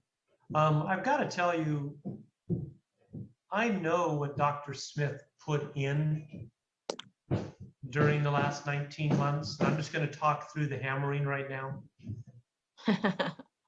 Dr. Smith put in countless hours in the emergency center, weekends, all-nighters, et cetera, et cetera, et cetera. Dr. Smith, I appreciate your excluding yourself as one of only 22,000 people to be excluded. I think we're now modifying it so the 5 supervisors are excluding themselves, is what I heard the motion and the motion maker, and Supervisor Lee was also talking about. I would ask for the motion maker approval to, I guess, a friendly amendment to include Dr. Smith, that he receives the $2,500. His work was Herculean among hundreds that I know of. And Dr. Smith, I appreciate your excluding yourself, but I think you deserve this bonus. If you want to turn around and donate it to a charity, good for you. But that would be my friendly amendment to the motion maker and second. So, Dr. Smith, I would just love to get your feedback on this. I mean, I do think, I want to just concur with Supervisor Wasserman that I think we all look at you and James and Greta and Brian and, and Dr. Cody and Tong and Kamal, and I mean, the list goes on, and feel gratitude and appreciation. I also recognize that this would be obviously your decision, and I would, not to put you on the spot, but there you go. Your thoughts. I wish nobody had brought this up. I really feel like the rest of the county deserves this a lot. And although I appreciate Supervisor Wasserman and your comments, what I did was based on what I thought needed to be done, not based on reimbursement. So Dr. Smith, I'm going to cut you off as the chair. Everybody that Supervisor Chavez listed, they're all getting the $2,500 bonus. You were right there, shoulder by shoulder. So please make it short. Are you agreeing to receive the money? no, thank you. Okay, that's Supervisor Chavez. I'm fine with that. And the question. Thank you. Yep. Thank All right, you. everybody. Hey, Mike, just one thing, you should never name names because then you get lost on the list, but Hillary and Gary, Hersig and Martha, so I'll stop. Okay. Thank you. And you're absolutely right. And we're talking for 18 months. We're not talking for 18 days. All right, let's get this one done. Supervisor Lee, your hand is still raised. Did you have an additional comment? No, I'm done. Thank you. Thank you. Vice President Ellenberg, the same to you. We're all done. We did public speakers already. So unless there's any other comments, I'll turn to Peggy for a roll call vote. Supervisor Lee, I abstain. Supervisor Chavez, Yes. Supervisor Semidian, Aye. Vice President Ellenberg. I'm sorry. Did you not hear me? Yes. Yes. Thank you. President Wasserman. Yes, as well. And that was a 401, Peggy? Correct. Okay. And the motion was to apply the dollars. We still have meet and confer, as Dr. Smith said, and the 5 supervisors and Dr. Smith are the 6 excluded from the 2,500. Okay. With that, we're going to move on to item number 21. 21 was held from a prior meeting. Approve agreement with Starlight Community Services. And do we have Robert? Looking on my screen, Mr. Menakachi, are you there? I'll turn to Dr. Smith if not. Supervisor Wasserman, this is Daniel Little, Director of Department of Family and Children's Daniel. Services. I'm here. I'm sorry, I'm getting a network issue, so I'm not on video right now. Okay, so we've got Daniel from SSA here. Thank you for being here, Daniel. Do you have any comments? Otherwise, we'll hear from the public and then come back to us. Yeah, thank you, Supervisor. I have just a quick comment, and I'm also joined by Carla Collins for the Office of Gender-Based Violence Prevention and George Montes for the Office of Contract Management with Social Services that are available for questions later. I think we're all here to highly recommend executing the contract with Starlight. Starlight provides these same services in other counties, and I think will be particularly helpful for the large percentage of youth who we serve who are at risk of CSEC. County Council submitted in a memo dated October 4th, which they concluded that neither sexual assault counselors or human trafficking casework privileges as outlined in section 103.5.2 and 103.2 of the California Evidence Code are limited to individuals who work or volunteer at rape crisis centers. And furthermore, that Starlight providers also fall within the human trafficking caseworker privilege, which is legally comparable. We also met with representatives from Cal OES who also confirmed that our position is accurate. So with that, supervisors, I think we're happy to take any questions that you may have. Thank you, Dan. We appreciate, excuse me, yes. Oh, Dan, yes. And we've got Carl and George on standby as well. Peggy, we've got 7 speakers thus far. Let's go for 1 minute each, continuing what we've done. Thank you. Our next speaker is Angela Nunez. I'm unmuting you. Please accept the unmute to begin speaking. Good morning. My name is Angela Nunez, and I'm the administrator for Starlight Community Services. I will take this opportunity to address the misinformation about our experience and qualifications. Our company, CSEC Advocates, have been providing direct CSEC services to youth since 2016 throughout the state. The qualifications for a sexual assault counselor under Penal Code 1035.2 require certification in the 65-hour sexual assault counselor training or a psychotherapist with sexual assault experience. Starlight staff for this program meets both of these criteria. Our extensive training program includes 40 hours of required trainings per year, including 10 CSEC specific trainings. Starlight has the staff, training, and resources to begin accepting clients into this program as of October 8th. Starlight has already successfully worked in partnership with Community Solutions, the YWCA, and Santa Clara County to provide services to CSEC youth. We look forward to the opportunity to further that work in providing this very important program. Thank you. Our next speaker is Tessa Mancy. Please accept the unmute to begin speaking. Okay, it's Tessa Woodman C. And I'd appreciate if you didn't turn off my hand if I put it up, because we already discussed it was already public comment. So if I put it up, that's because I want it for the next comment. Anyway, basically, I mean, we're having so many problems in our schools, where the counselors are coming into the schools. We can't get teachers in our schools. We have to uproot the system. And that is the crawl in regards to our climate crisis. And what it entails is that we have to go back to the old way that we used to live as a species, which was we lived in small villages connected to our landscape. And so we have to have a whole different curriculum that has us becoming patrons of husbandry. That's what we need to do in our schools. That's what they do in the Philippines. Agriculture is always built into the curriculum. We need to put that back. We destroyed it at Lincoln High School. We got rid of Future Farmers of America. We have destroyed the lands. We have taken away the land from the indigenous people too. We need to make compensation and give back the land. Our next speaker is Carly Wiley. I'm unmuting you. Please accept the unmute to begin speaking. Good morning. I am Carly Wiley, Regional Administrator for STARS Behavioral Health Group, of which Starlight is an affiliate. In addition to Starlight's dedicated CSEC team within Wraparound, STARS Behavioral Health Group's affiliate in Los Angeles has had a dedicated CSEC team since 2016, and that in Sacramento has operated a dedicated CSEC program since 2018. The program in Sacramento has had positive outcomes, including 75% of youth engaged in the program has successfully discharged and been referred and linked to community services and/or supports. Two significant benefits of having multiple CSEC dedicated programs with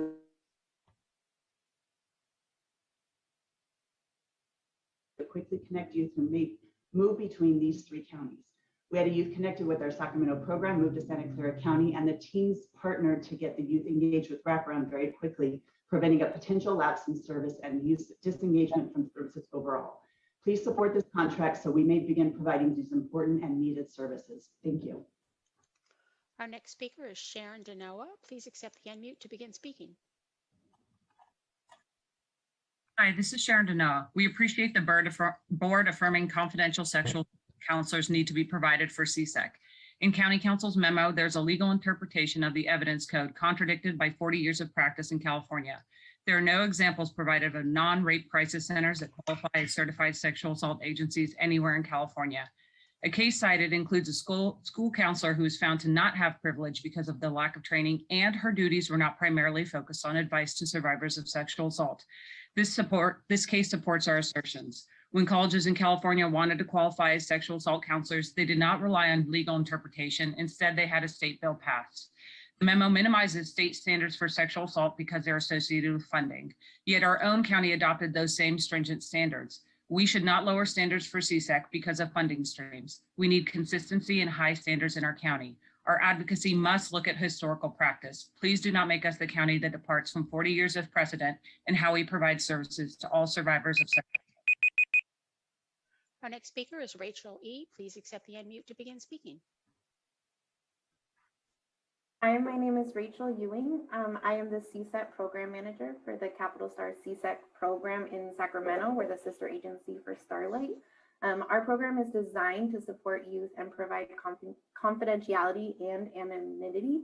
When we meet a youth, if they're not comfortable sharing their name, we're able to serve youth under aliases and pseudonyms. Our program collaborates with the legal system. However, if a youth requests, we do not share information with juvenile court collaborators, and that allows our youth to feel respected and in control of the services that they're receiving. Our youth are able to trust that we as providers support them and meet their goals, and that they can receive services from us without being outed or publicly identified. Because of this, we have had youth refer their friends who are also in the life or CSEC identified who need services and who are not engaged with their service providers.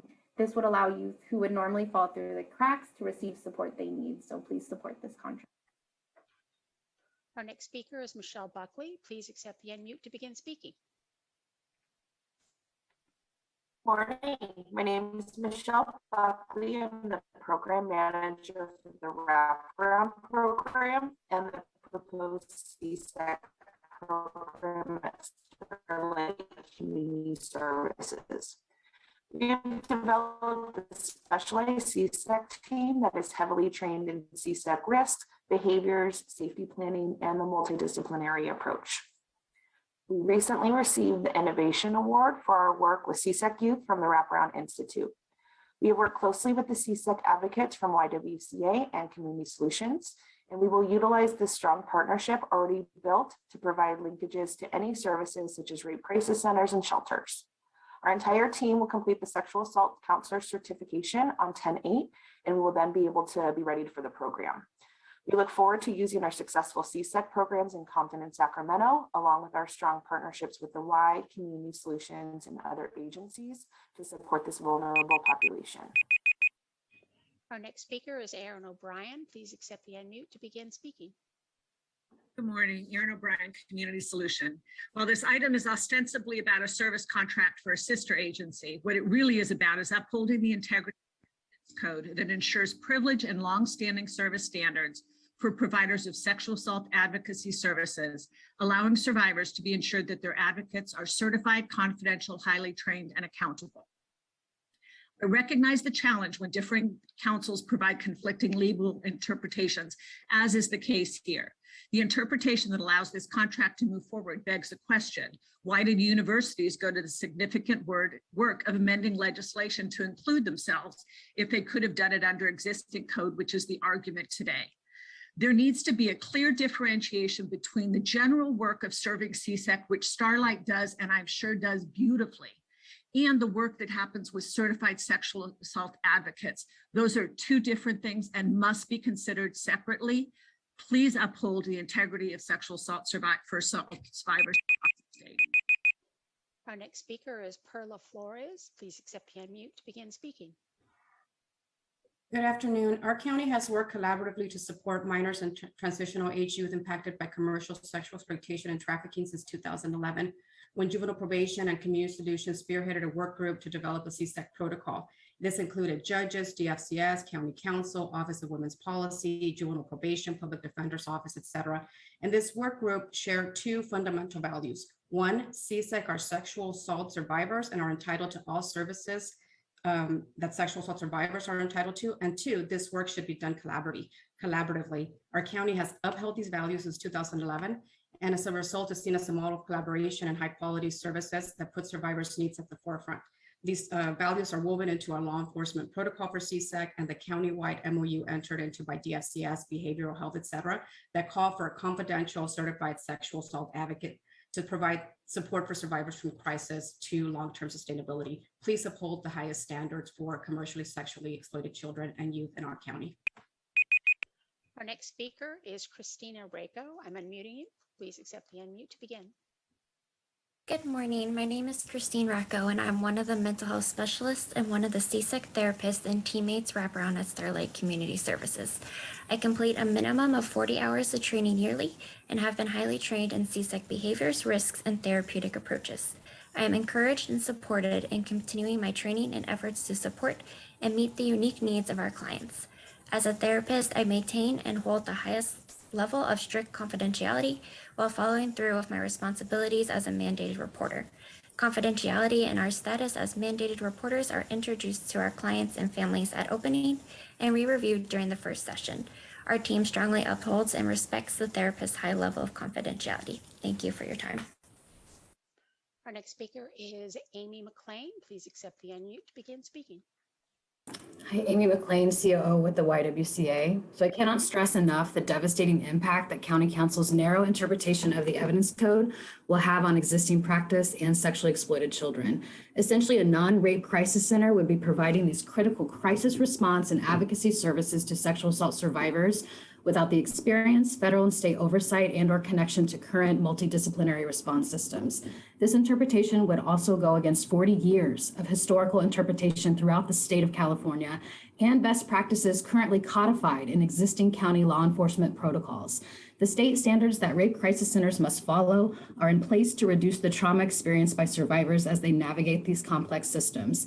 Santa Clara County adopted all of these service standards in their current contracts for sexual assault survivors. Why are we deviating now? Bottom line, crisis response and advocacy services for sexual assault survivors should be provided by trained staff at recognized rape crisis centers. Thank you. Speaker is Lindsay M. Please accept the unmute to begin speaking. Good morning. My name is Lindsay Mansfield. I'm with the YWCA. Beyond legal counsel's interpretation of sexual assault counselor privilege, it is important to recognize the in-practice implications this decision can and will have. Given that Starlight does not provide 24/7 response, does this mean survivors will receive support from Community Solutions or the YWCA at a crucial moment and then be passed along to another provider? As a CSEC survivor myself, I can tell you that I would not have wanted to engage with multiple entities.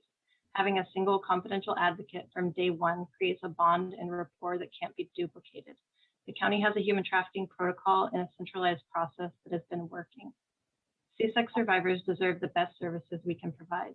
They deserve consistency. They deserve to have service standards upheld. I urge you to vote no on this item. Please consider the collective wisdom of survivors, advocates, and the many experts in the field that have shared our concerns. Thank you. Our next speaker is Kimberly Gutierrez. Please accept the unmute to begin speaking. Good morning, Kim Gutierrez with Community Solutions. I want to take this moment to talk about the difference between behavioral health service providers and certified confidential advocates. I can think of multiple young people who disclosed recent sexual assault to a therapist or a clinician. That clinician was able to support within their role and provide therapeutic interventions.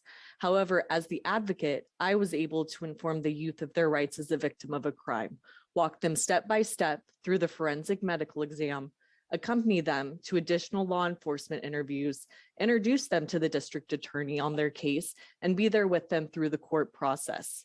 It is vitally important for our youth and young adults to have both confidential advocacy services and access to behavioral health support. However, a support person's role and expertise are not the same as certified confidential advocates and should not be lumped together. I urge the supervisors to vote no. Thank you. Our next speaker is Vanessa Diaz. Please accept the unmute to begin speaking. Hello, my name is Vanessa Diaz. I have worked with CSEC as an advocate for over 5 years. One of my clients was referred to our program at 16. She had been experiencing sexual exploitation since age 14. She referred to her trauma as sexual assault at the time because she wasn't sure how else to describe it. She decided to report to law enforcement, so I was able to support her through that process. She had a lot of support persons around her, but she was happy with me that she didn't have to tell her story over and over because I am trained in human trafficking, sexual assault, and domestic violence, and I am confidential. All of my clients have had multiple victimizations like this youth. I am asking the supervisor to vote no on the CSEC contract because it is creating a new standard for what qualifies as a certified sexual assault counselor in the state of California. And by separating two classes of survivors of sexual assault, it can jeopardize their quality of care. Thank you. Our next speaker is Erica Leon. Please accept the unmute to begin speaking.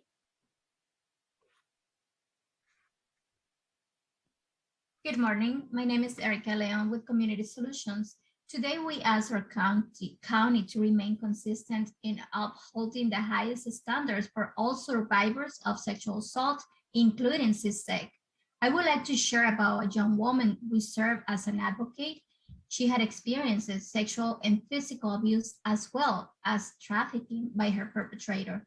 As a cross-trained advocate, we were able to support her with the criminal court process, connecting to victim witness and legal services, as well as connecting to social services. Her own words about the support she received was, "Without you, I would not be able to survive." Advocacy services should be provided by trained staff at recognized rape crisis center to ensure the highest level of support to sexual assault survivors. Thank you for your attention. Our next speaker is Yesenia Lopez. Please accept the unmute to begin speaking. Good morning, Yesenia Lopez, Human Trafficking Advocate with Community Solutions. Our agencies will tell you that the majority of suspected or confirmed CSEC they have worked with have histories of child sexual abuse and sexual assault. Research backs this up. In one study of 200 juvenile and adult prostituted persons, there was a documented extremely high levels of sexual child abuse in their background. 60% of the subjects were sexually exploited by an average of two people each over an average period of 20 months. Two-thirds were sexually abused by father figures. 70% of women reported that the sexual exploitation definitely affected the decision to become a prostitute. From the Journal on Interpersonal Violence Research has found that the majority of youth who are exploited in commercial sex and prior child welfare involvement due in part to the exposure to sexual abuse. Although the prevalence of child sexual abuse among women involved in commercial sex ranged from 26% to 73.3%, in those studies, sexual abuse has consistently been identified as. Our next speaker is Monica Alvide. Please accept the unmute to begin speaking.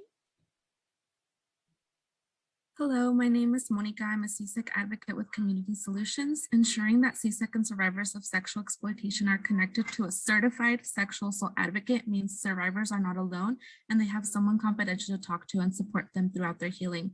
Most, if not all of my youth that I've worked with have said that if it wasn't for the confidentiality advocates hold, they would have never opened up about their past and our current story.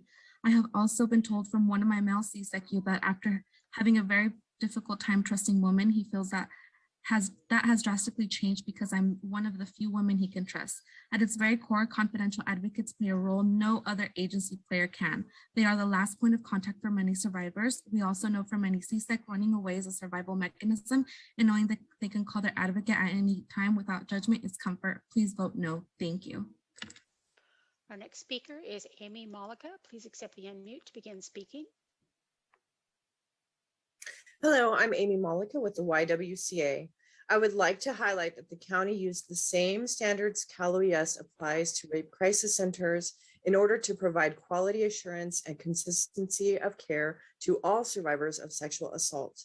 The current contract before the Board of Supervisors creates a dangerous position that CSEC are not considered sexual assault survivors in the way they are offered and provided services. Thank you. Our next speaker is Vaughn Villaverde. Please accept the unmute to begin speaking. Good morning, President Wasserman and members of the board. My name is Vaughn Villaverde, Director of Advocacy at ACI, and I'm here to urge the board to re-examine the proposed contract with Starlight Community Services. I'd like to clarify that ACI does not take a position on whether Starlight is a qualified provider of direct services to the CSEC population. However, what we are concerned about is the use of the narrow definition of who qualifies as an advocate in this context. We're worried that the proposed narrower definition of who is a sexual assault counselor would set a dangerous precedent that could compel ACI's advocates to divulge information that could potentially expose our clients to further psychological trauma and legal harm. Breaking this relationship of trust between survivors of gender-based violence and their advocates could force many back into hiding and away from speaking out. The board has a proud history of placing clients at the center of our systems of care and of protecting the safety, confidentiality, and trust of these clients. We urge the board to uphold this legacy and re-examine the language of this contract to better reflect the community's priorities and values. Thank you. Our next speaker is Alessandra Marquez. Please accept the unmute to begin speaking.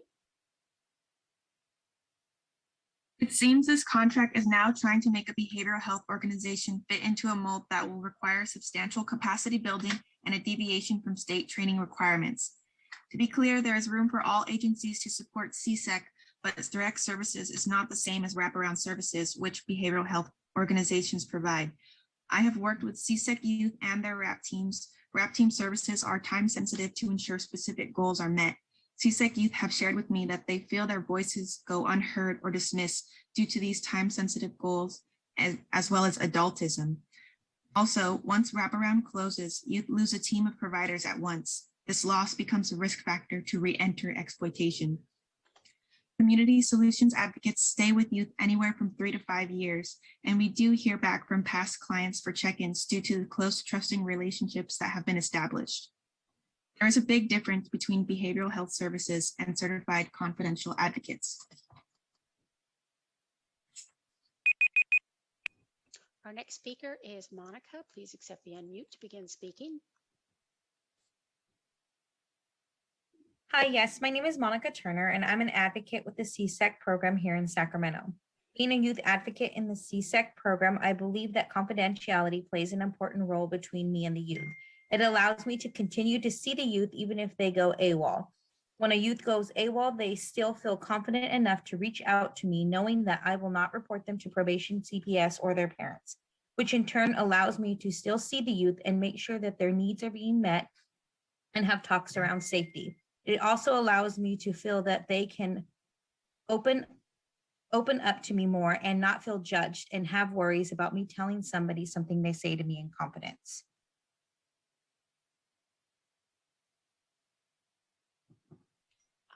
Are you finished, Monica? Yes. Thank you. Yes. Our next speaker is Camille Balaloy. Please accept the unmute to begin speaking.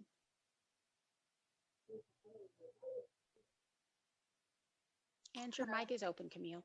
Oh, hello? Hello. Yes, we can hear you. Thank you. Hello, my name is Camille Balloy, a advocate from the YWCA. For quality assurance, Cal OES has had strict regulations on counselor training, continuation training, record keeping, and bookkeeping. Santa Clara County prioritized these same standards when it funded sexual assault services through its contracts for rape crisis centers. This includes ensuring sexual assault counselors successfully complete the training hours and be an employee or a volunteer for a rape crisis center receiving Cal OES's funding. Why would we have a different set of standards for C-sex survivors when they too are sexual assault survivors? In essence, sexual assault counselors' training, regulation, and their accompanying of privilege are the most robust in the field of gender-based violence. We ask our county to remain consistent in upholding the highest standards for all survivors of sexual assault, including CSEC. Thank you. Our next speaker is Luann Martinez. Please accept the unmute to begin. Hello, my name is Luann Martinez, and I am an advocate at Community Solutions. I believe that CSEC survivors deserve the same quality services as sexual assault survivors. Evidence codes covers a number of alternatives. The reality is that the field has been kept purposely narrow for the practice of certification. We do not want to create two classes of survivors. Thank you. Our next speaker is Xochitl. Please accept the unmute to begin speaking. Hi, my name is Xochitl Gutierrez, and I am a CSEC advocate at the YWCA. Recently, county departments have shifted their argument away from Starlight staff qualifying as sexual assault counselors to Starlight staff qualifying as human trafficking counselors. The issue has never been whether or not Starlight staff could qualify as human trafficking case workers under the evidence code. The issue is that they do not and could not qualify as sexual assault counselors. CSEC are sexual assault survivors and have several rights under the law, including advocacy by confidential state certified advocates. The rights afforded to sexual assault survivors are the robust under the law. For example, no other caseworker can accompany a survivor who is testifying on the stand in a criminal case. Thanks for your time.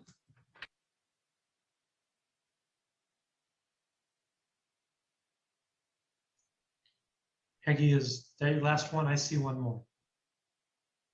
Apologies, I muted my mic for a barking dog.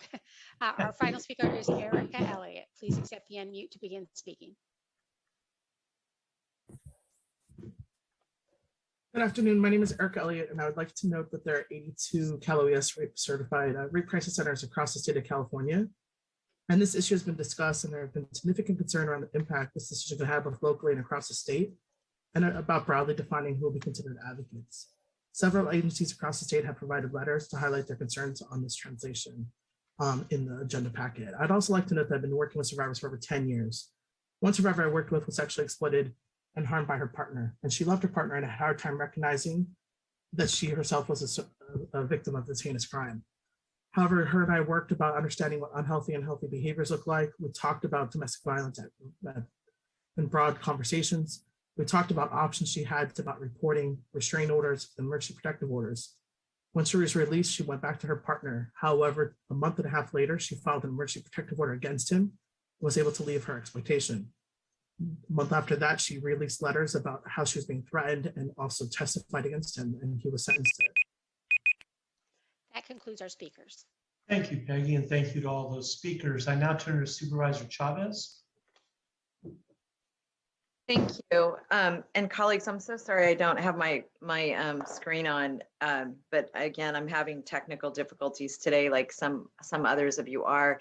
You know, this is a challenging conversation because really what we're having a disagreement over is a very fine point that I think may be somewhat technical. And so what I want to do is just explain my perspective of how we got to where we are today and then make a recommended action. Starting in 2014, we, myself and others in the community, put together a human trafficking commission. And as part of that human trafficking commission, what we really started to understand was the gaps in services for victims of sexual assault, which is really, if as we started to learn more about human trafficking, started to really recognize that that was at the core. We had people being abused by other people. When we found out that there was also a challenge with the way we were handling commercially sexually exploited youth, we worked closely with the Social Services Agency and probation and all of our advocates to develop systems and agreements about how we were going to support victims of of sexual assault, including CSEC youth. In addition to that, and I'm really grateful to my colleagues for this, we decided to fully fund our 2 rape crisis centers because they were not being fully funded by the state.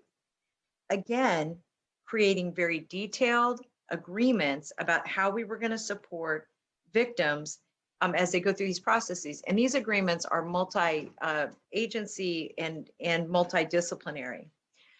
When the staff decided to go out for a bid for this contract, at that time, there were concerns raised both by the advocates and by me about the deviation from the floor plate of the agreements and practices that we had in place. At that time, my request was that we partner with our 2 rape crisis centers, Community Solution and the YWCA, because we knew what they had the capacity to do. We knew they were integrated into the community. And we also knew that they had these, the certified advocates, that confidential advocates that went through their programs.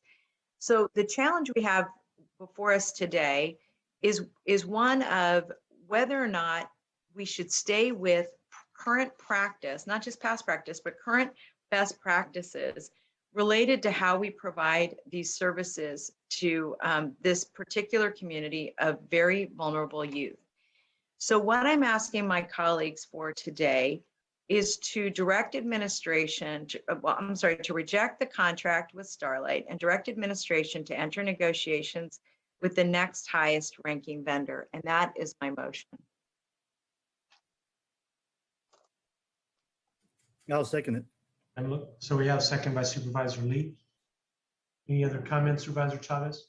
No, thank you. Thank you. I see none others. I will have Peggy call for the question. I believe. Oh, I'm sorry. We have Vice President Ellenberg has raised her hand. Thanks so much. I want to just share a couple of things because I have spent so much time on this issue and listened to our staff and listened to advocates who were concerned, dusted off some old legal contracting skills that I had seriously hoped to never need again, and really wanted to make sure I thoroughly understood this issue before casting a vote. I went all the way back to the bid process and saw that Starlight, of course, received the highest number of points of the 2 bids, noted that they've been providing services to the county for over 20 years, and specifically CSEC services for 8 years. I understand that they have and continue to provide the legally required confidentiality treatment, training as outlined in the evidence code. They are acknowledged as an award-winning CBO of CSAC services and are ready to disperse the services as soon as the contract is ratified. Again, tracing the process here, I'm aware that the county solicited scope information from community organizations and prospective bidders to be incorporated into the CSEC RFP over a year and a half ago. After the RFP was released in October, county administration provided 2 opportunities for questions, clarifications, and a pre-proposal conference, which 5 CBOs attended and participated in. The evaluation panel consisted of a cross-section of qualified evaluators and ranked Starlight as the highest bid. In listening to the advocates and trying to address and get answers to each of their specific concerns, what also continued to strike me is just the tremendous need. CSEC youth and survivors really suffer as we wait to make a determination here. First, with the pandemic delaying the RFP, the contract being held up a number of times. I feel like I have done my due diligence and asked the questions that the advocates from the competing bid have asked me to look at, and I am and continue to be committed to accountability and transparency. And what I've seen is that Starlight has demonstrated at every level of this process, including during the period that their contract is being held, that they're providing identical services in other counties at this time. They've been given the green light by an evaluation panel, which consisted of subject matter experts from the Office of Gender-Based Violence Prevention, Department of Family and Children's Services, Juvenile Probation Department, with extensive background and lived experiences in CSEC experiences. I know that staff spoke with Cal OES, and Cal OES also gave a green light to Starlight. And to me, what I heard, and I'm sorry I'm being less than as articulate as I might like to be, what I heard were concerns that this was a deviation from precedent and that these weren't the types of services that Starlight provides or may even be qualified to provide. So I looked, and what I was able to ascertain is that Starlight is currently providing in other counties the precise services for which we are contracting. So I really was at a loss trying to fully understand the concern about them doing those services here. So that is a long-winded explanation. I felt that I owed it to the many, many advocates who came to me and certainly made powerful cases for why they did not think that Starlight was the appropriate choice for a contract in this case. And as is the job of all of my colleagues, we need to look at all of the information in front of us, consult experts, listen to every opinion, and then ultimately make the decision which in our best judgment represents the most appropriate path forward. So I am not going to support the motion. I'm going to vote against the motion, and I will then ask if we need another motion to approve the Starlight contract, or if that happens by default. So looking for direction there, please. James, do you want to give the direction that we have to have another vote if this motion fails? If this motion failed, then the floor would be open for another motion, such as a motion to approve. Supervisor Lee.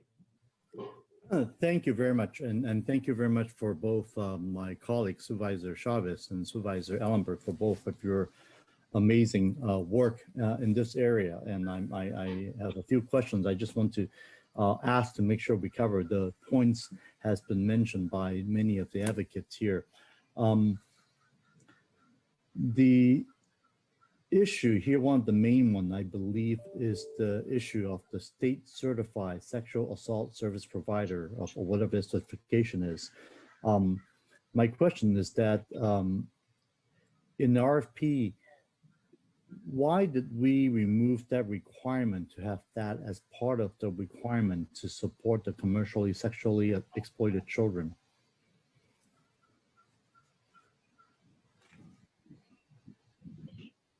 I'll maybe ask Supervisor, this is Dan Little. I'll maybe ask if George Montes is available to answer the question about the actual RFP piece. Sure. Dan, go ahead, George. So good morning, supervisors, and thank you for inviting me. My name is George Montes. I'm from the Social Services Agency, Office of Contracts Management, and appreciate the dialogue that's taking place. First, the solicitation, I want to say that the solicitation complies with Chapter 5 policy. It offers a fair and equitable practice to allow all qualified vendors to participate in this county's solicitation. Through market research consultation with California Office of Emergency Services, California Department of Social Services, those regulations were changed over time, where at one point they were required. That is no longer required. Hence, the reason why we moved this particular contract from a single source approval, which was the requirement we used to approve the single source, to an open solicitation. That was a main point of why this there were other vendors qualified for this particular services at the time that we've done our market research.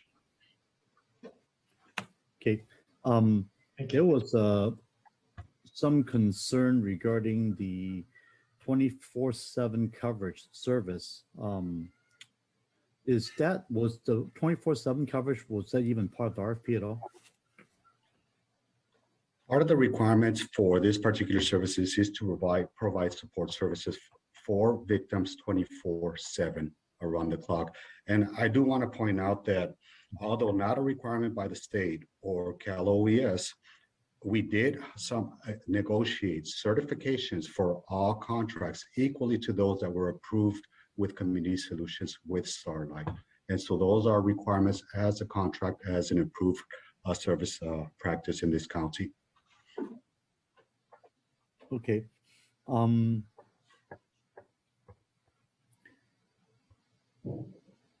The other question I have is, let's just say it's a hypothetical.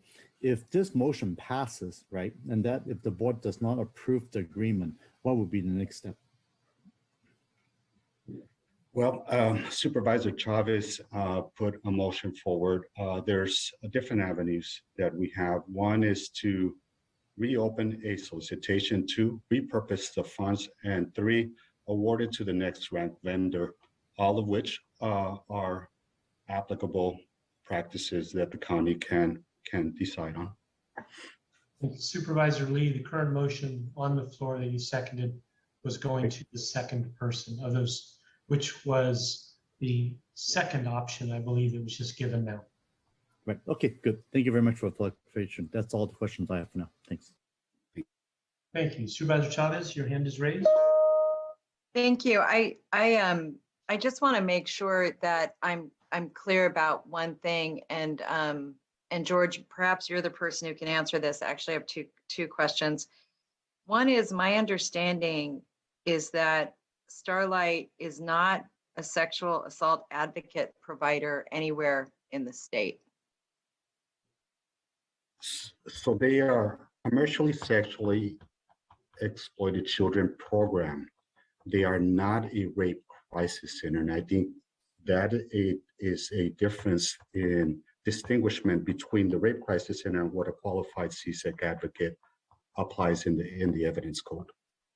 Right. I just wanted to be clear because Supervisor Ellenberg made a really, I thought, important point about the services that are being provided by Starlight, and to be clear that a key component of the services that are being provided by the current providers is the sexual assault advocate, and that's I just wanted to make sure I distinguish that, because I think it's the root of the debate we're having. And then the second thing I wanted to better understand, George, when you talked about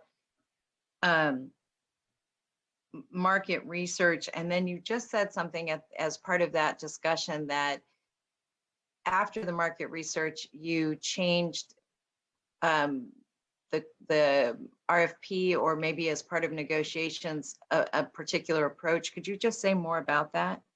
Sure. So part of the process to determine if a service is a service that can be competed on, or if there's a market, is to first conduct market research of the service delivery network. And part of it is to assess regulations, minimum requirements, certificates of any kind that are needed, and to see if there's actually competition across the network in California. All of which were done early before we activated the solicitation, simply because we wanted to make sure that there was no case for a single source. If there was a case for a single source, then we would have navigated a single source process through the Chapter 5 policy. In this particular situation, the market research determined, and after consultation with California Office of Emergency Services and California Department of Social Services, all stated that in order to qualify a CSEC confidential advocate, you must meet the criteria of evidence code, I believe 1038.2, 1035.2, all of which support the minimum requirements that Starlight presented.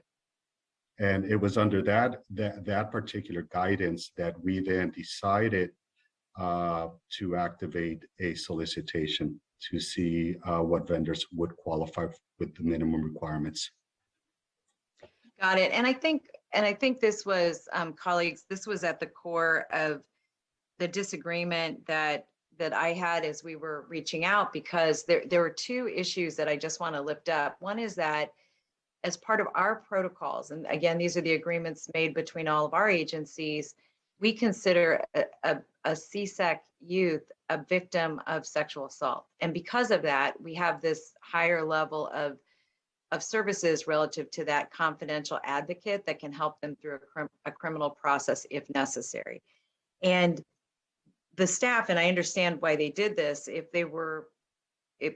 looking at documents that aren't reflective of the best practices, which we are actually doing, I guess I can understand why they went out to market. But the reason I was interested initially in the single source is because of the approach that we have historically been taking to address this issue in our county. And so, colleagues, I know it seems confusing, but I just want to ask for your support in our in not accepting this contract and going to the next provider, because I think the level of service that we're providing is critical, and that we are treating CSEC youth as victims, not just in the mental health therapy they're getting, but also in the legal support they're getting. Thank you. Thank you. And George, thank you for those. That was helpful. Thank you, Supervisor Chavez. Thank you. Supervisor Lee, your hand is raised. Did you have additional comments? Yes, I actually do. And maybe I did not get the answer or asked properly earlier. As mentioned, I think Supervisor Ellenberg raised a very good point, was that how Starlight is providing similar services in other counties. But there's also distinguishing of whether we're talking about direct rape crisis versus wraparound services. Is what Starlight being provided currently right now in other counties, are those the wraparound services? Or are we talking about direct services? Supervisor, this is Dan Little. The reference to other counties is the direct service for CSEC, for victims of CSEC, separate from the wraparound component. So they do both the wraparound and the direct services already. And currently, what we're talking about here is mainly the direct services today, right? Right. When the discussion about the providing the same service in other counties was directly related to providing the same services in this contract, separate and apart from any wraparound contracts. Okay. And the concern that's been raised by many advocates regarding the highest level of services and confidentiality, how can we make sure that let's say if this contract is being awarded to Starlight, if that were the case, how can we ensure that Starlight would go and pursue, because they don't have the state certification right now, how can we make sure that they would actually pursue and go and get those certifications in the future? Is that something we could require? Yeah, absolutely, Supervisor. That's part of the contract agreement. So that would be up to the contract oversight component, which would be located in social services to ensure that this contract, just like all of our other contracts, comply with the requirements of that contract that they're signing. Okay, is there a timeline when that state certification has to be obtained by? Based on the contract, I don't believe that they're able to serve youth with staff that are not certified. I know George just popped on to see if he has additional information. Yeah, Supervisor Lee, and I could have sworn I heard Starlight say that they are going to be attending classes as early as the 8th of October to get those certifications. We did have a conversation with Starlight should this contract be approved and to make sure that they were readily able to provide services quickly. And so that we do know that they've already secured training sessions for their staff should it be approved. Okay, thank you, George. Thank you, Dr. Smith.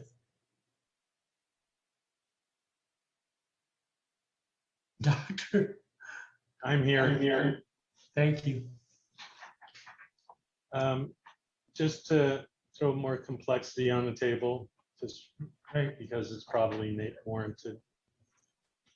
If the discussion is about qualifications and the board is concerned about qualifications, obviously you'll do what you need to do. But if the discussion is about resources, the board obviously has the opportunity to approve the Starlight contract and direct us to find other funding sources for additional services provided by Community Solutions.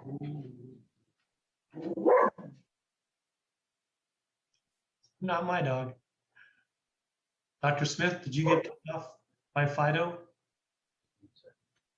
No, did you hear me? We did. I wasn't sure that you'd finished your comment. Yeah. You're finished? Did you hear me? Yes, we heard you, but I wasn't sure that you finished when the dog started barking. Yeah, that was my sign to shut up. That was the dog telling you. All right. I'm trying to say that it's not an either-or decision-making process. And the only reason I suggest that is because having done a careful and appropriate solicitation, I think it sends a bad message to change that at the last minute without clarity. Thank you. Vice President Ellenberg. Thanks so much. On the important issue of legal services and representation that Supervisor Chavez mentioned, we did reach out to victim services and to the district attorney to see if there's any difference in the services that are provided based on who the CBO is. And my understanding, and I'm happy for Dan to weigh in, is that they are agnostic from that perspective, that the legal services provided are the same. Supervisor, that's my understanding as well. Thanks. Supervisor Chavez, and when you speak with whatever questions you have, I'd also like your comments on what Dr. Smith just said, which I found interesting. Yeah, and I really appreciate Dr. Smith weighing in. I just want to, I do, and I'll circle back on that. I just want to point out that, or maybe I should ask, George, in the RFP, the original RFP that was put out in 2020, did it require the state certified, that they had the capacity to provide, I'm sorry, that they were a state certified sexual assault provider? Or did we add that in later as part of negotiations? So state certified CSEC provider would mean those that are currently listed in the evidence code. And I want to make that statement because I think Community Solutions and YWCA are qualified rape crisis centers, which is a different component per se. And they're using that as a way to say that, well, only organizations that are qualified as rape crisis centers should be the ones that should staff and hold the privilege of confidential sexual assault advocates. of which the evidence code does not fully support. And I want to make that distinguish because the solicitation complies with the evidence code, the regulations kept from Cal OES, the interpretations from CDSS, but it doesn't specifically state rape crisis center as a qualifier. I guess my question, George, for you is, as part of contract negotiations, did you add in any other benchmarks that they had to meet? We didn't necessarily. That were different than the original RFP? We didn't necessarily add anything. The RFP indicated that it was preferred that CSEC counselors be certified, of which we negotiated successfully both with Starlight and Community Solutions. But Community Solutions already had certified sexual assault advocates. Correct. And so this was an addition into the contract for Starlight. It wasn't an addition because there was nothing to add. Starlight didn't have this before. It was negotiated as an onset requirement as part of the contract. But it wasn't in the original RFP. It was recommended in the original RFP. So again, colleagues, and I understand the point that Dr. Smith is raising about this, because what Dr. Smith is saying, is when you have a process and you don't stick to the process, that there are problems. I think one of the problems I'm having is that I'm having problems actually with process, which is why I'm urging my colleagues to vote no, because if in fact initially our priority had been doing, working on if we had prioritized having a certified sexual assault provider as a key provider, initially this might have actually been a single source request in the first place. And that is actually where my challenge is. And it isn't, and I want to be clear with my colleagues, this isn't that I'm worried about the why or Community Solutions not getting funding. And I don't have any animosity at all towards Starlight. It really is that we have a system in our county that we are victim-centered. We created protocols around that being victim-centered, and a significant part of that protocol was making sure that we had these certified sexual assault advocates. That is what my concern is here. And that if we changed and made that part of the negotiation process, then again, I would be curious about why we didn't just use a single source in the first place. So now, I think the point that Dr. Smith is raising and the significance of what he is raising is that we may actually need additional service provision because of the structure of this contract. And so I appreciate him raising that, Supervisor Wasserman. And I understand that if the board decides to proceed with Starlight, then the staff would clearly need to determine whether or not we're providing an adequate level of service. And we may have that problem again. Thank you. Supervisor Chavez, motion maker, Supervisor Lease, seconder. What I heard Dr. Smith, and I'm asking you, Dr. Smith, this question for confirmation, is a way we can keep the confidential advocates that I believe are needed and allow Starlight to do the stuff that doesn't require it. Is that the combination that you suggested as a solution at this time? What I'm suggesting is that I think Starlight complies with the requirements of the state and the RFP and the contract. Therefore, I think if the board feels that additional services are needed to augment that or to augment rape crisis services, which are provided separately by Community Solutions and YWCA, that we can always come back with single source contracts for those benefits or for those services. Thank you. I couldn't have said that better myself. I'm coming from the perspective that we probably never can spend enough on rape crisis and CSEC services. I appreciate that. Supervisor Chavez, how did that sound to you? Does that meet both of your concerns? It seems to meet both of mine.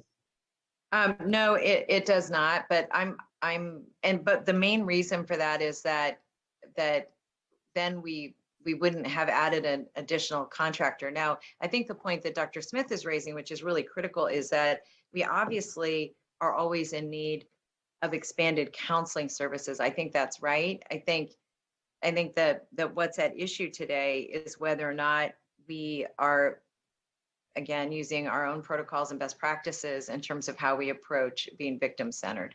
But, if this motion doesn't pass, then I certainly think it's something that, the board should consider in another motion. Okay, so you don't wish to revise your motion at this time. You wish for that I call the question. Thank you. Okay, and Supervisor Lee, are you in the same camp? Yes.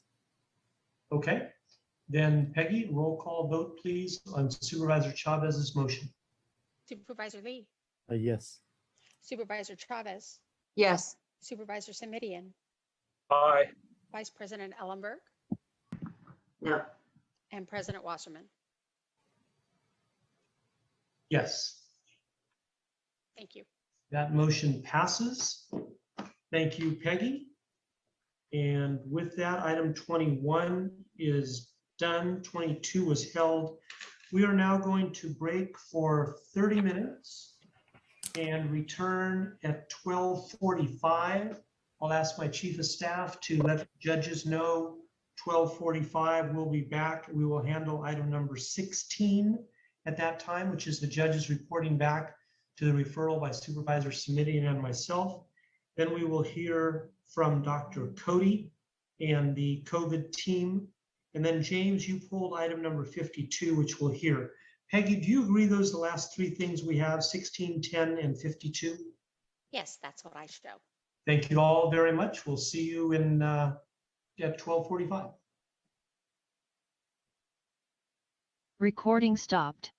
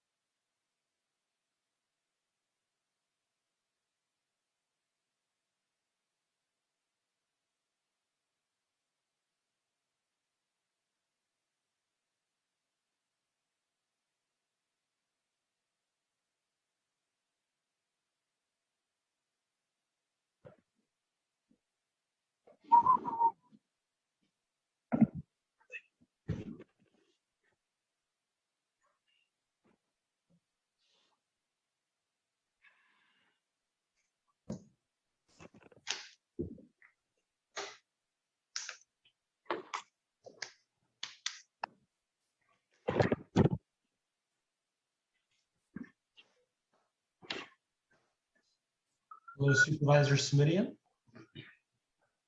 Good afternoon again, sir. Good afternoon.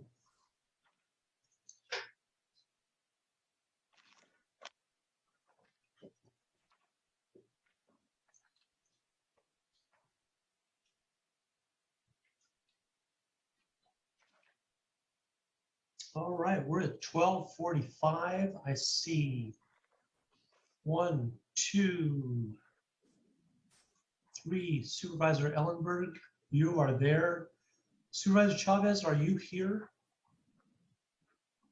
I am. There you are. Recording in progress. Your square moved. All right, Supervisor Lee, are you here as well?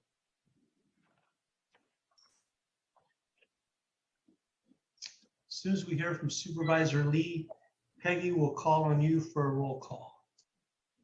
And I'm ready to do it.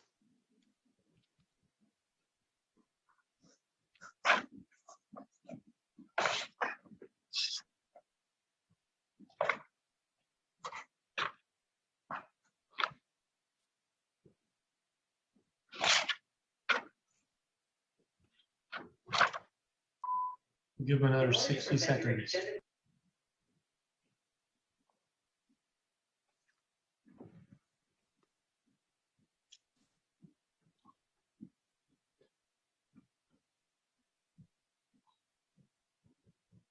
Oh, no, Supervisor Lee, are you there? I guess not. Let's see here. We've got our judges and then that backs up to our doctors. So we need to get this show on the road. Peggy, will you please call a roll call? Supervisor Lee, currently absent. Supervisor Chavez. Here. Supervisor Simidian. Here. Vice President Ellenberg. I'm here. President Wasserman. Here. And one more call for Supervisor Lee. You have a quorum. Thank you very much. And I had this prepared. Was it number 16, I think, Peggy? That is correct. Thank you. It's number 16. We should have Judge McGowan and Judge Fleming with us today.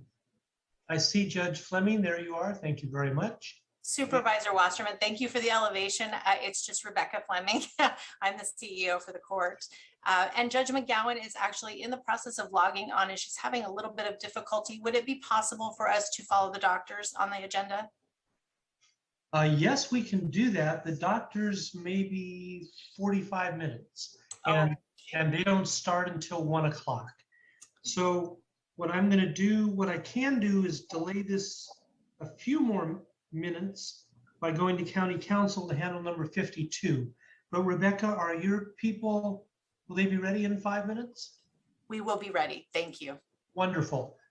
James, let's turn to you. Your office pulled item 52 from consent earlier today. That was just pulled because it needed to be on regular under the surveillance ordinance. We have no report. Okay. So Rebecca, we are back to you. Peggy, I think that concludes. Sorry, Supervisor, there does need to be a motion and a vote on it. I would say we do need a roll call vote. Oh, thank you. Roll call vote, please. Motion and a second first. Excuse me, Peggy, I see one hand raised. Is that for this item? I can check. One member of the public for item 52. We have one speaker. Okay. Tessa, our speaker is Tessa. I'm unmuting you. Please accept the unmute to begin speaking. Thank you, Tessa. And this is on item 52. Oh, yeah, but it'd be good if you told me what 52 was. That would be great. Like as if I was deaf and blind, you know, it'd be nice to hear what it is. Because that's what the city of San Jose, we put up the chart of what the item is, and you're not doing that. So what is 52? 52 that you've asked to speak on is to approve an MOU with the town of Los Altos Hills related to their automated license plate readers. Okay, automated. Okay, good. Thank you so much. Automated license plate readers. Okay, good. Well, I am very supportive of that, that we do need to use our technologies to slow our traffic down and control. It needs to be government over business, government, you know, and that, you know, all of us about business and making money. And it's all about speed. And that's where we're we have to, have that government control of our, on our roadways, our speedways, as we call them. And so, definitely supportive of using our technologies to control to penalize the speeding, penalize, those types of things. And we really need the cameras, to ticket people. And we've been trying to get that from the state legislature that hasn't allowed that. So hopefully this is moving us towards getting cameras on our road to ticket people. So I hope that this is a movement in that direction and that we get a permission to use cameras for ticketing. Thank you very That much. I'm concludes going our to turn. speakers. Thank you, Peggy. I'm turning to Supervisor Simitian now for his item. Move approval. Thank you. I'll second that. Any further discussion, members? Seeing and hearing none. Do we have Supervisor Lee back? He is first on roll call, so I will ask Supervisor Lee. Currently absent. Supervisor Chavez. Yes. Supervisor Simitian. Aye.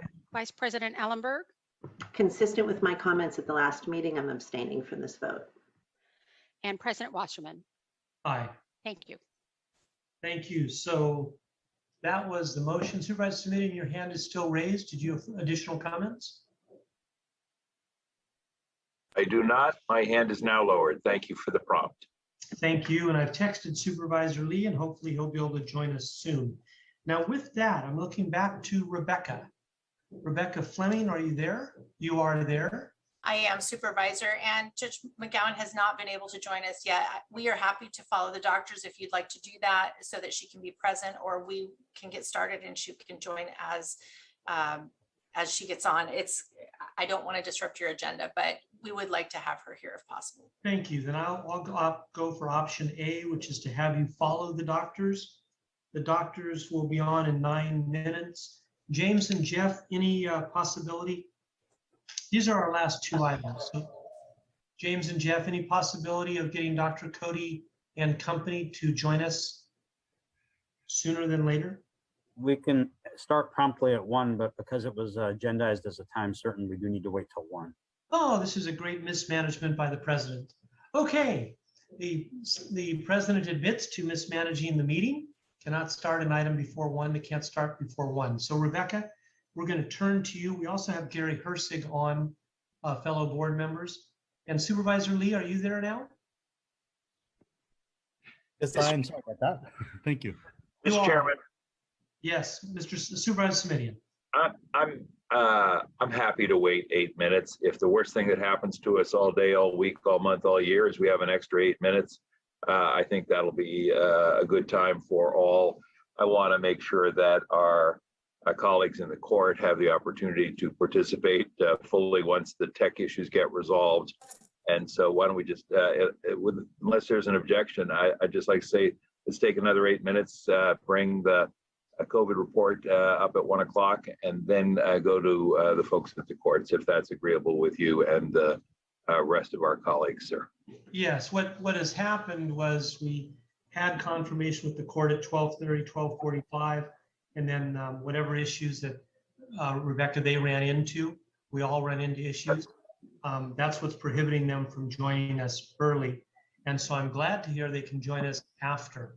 So Rebecca, you're going to, just so we have this managed right, we don't have a time certain our doctors and COVID issue will be over. I can guarantee you it will start in 7 minutes. And hopefully we've got a bunch of good news to share. And often we don't get a lot of public comment. So it could be as soon as 20 minutes. So Supervisor Wasserman, what we will do is Benjamin Rada and I will stay logged on, and we will go ahead and get Judge McGowan logged on as soon as possible, even during the doctor's report out, and that way we're ready to go as soon as they're finished. Okay, and it's my understanding Judge Sainer will not be available either way? That is correct. Okay, good enough. Thank So, you for your accommodation. you betcha, and please stay tuned in to what's far more exciting than anything on TV right now. And we'll call on you at that time. Thank you. You betcha. And as Supervisor Simitian said, we will kick back for 6 minutes.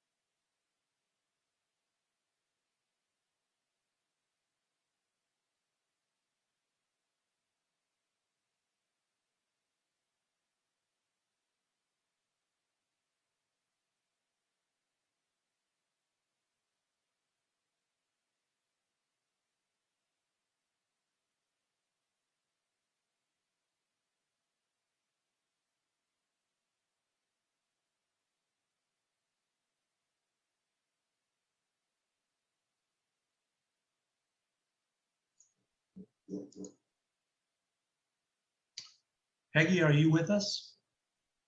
Yes, I am. It's now 1 o'clock, and with that 8-minute intermission, I think a roll call is appropriate for the record to establish the presence of a quorum and all of our soups here, if you would, please. Supervisor Lee, Aye. Supervisor Chavez, Here. Supervisor Semidian, Aye.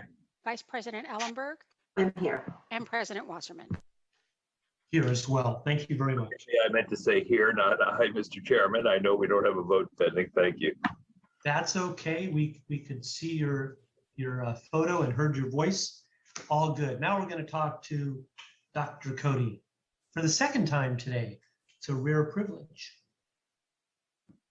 Good afternoon, President Wasserman and members of the Board of Supervisors. This will be a hopefully a brief update on our local epidemic here in Santa Clara County. Our first slide, as always, starts with the epidemic curve, and you can see where we are in the 4th wave of this pandemic locally.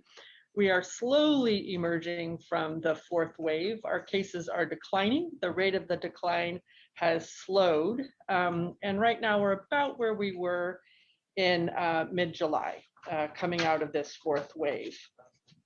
Next slide.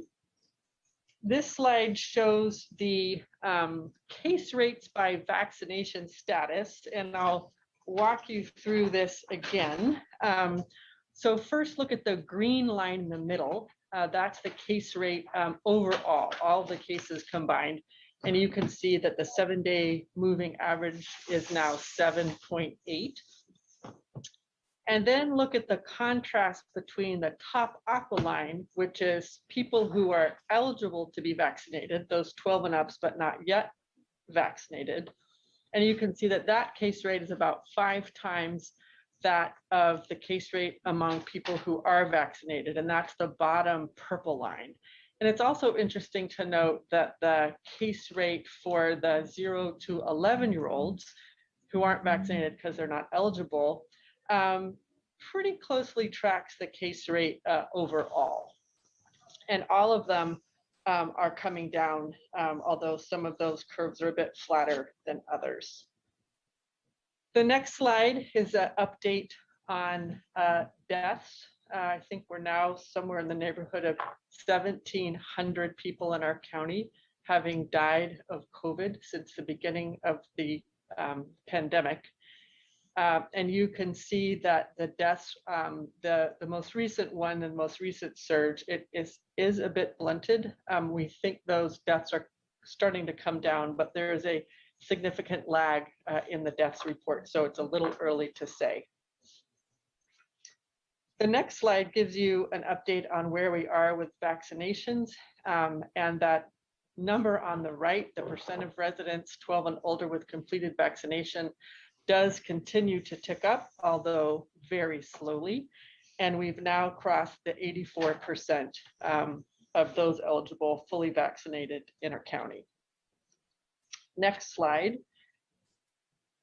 gives you a picture overall of the vaccinations in our county. And this is a little bit complicated. So I just want to first bring your attention to the blue bars and the blue line. So the blue bars are first doses, and the blue line is the 7-day rolling average of first doses. And what you can see is that after that big bolus in April, of course, it's been declining, but it's not stopped. You can still see little blue tips on those lines way out there to the right. So that continues, although slowly. But what you will notice is the red bars, which are the third doses. So these are people coming in either for the booster dose, if they are 6 months out from a Pfizer series, or they may be third doses in the small population of people who are immunocompromised.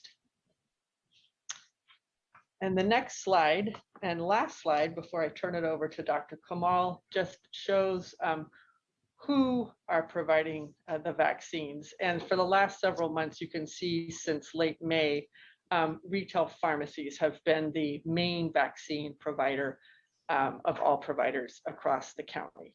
And you can see that there is just a little uptick there in the last bar with the pharmacies being a bit busier. And now I'll turn things over to Dr. Kamal.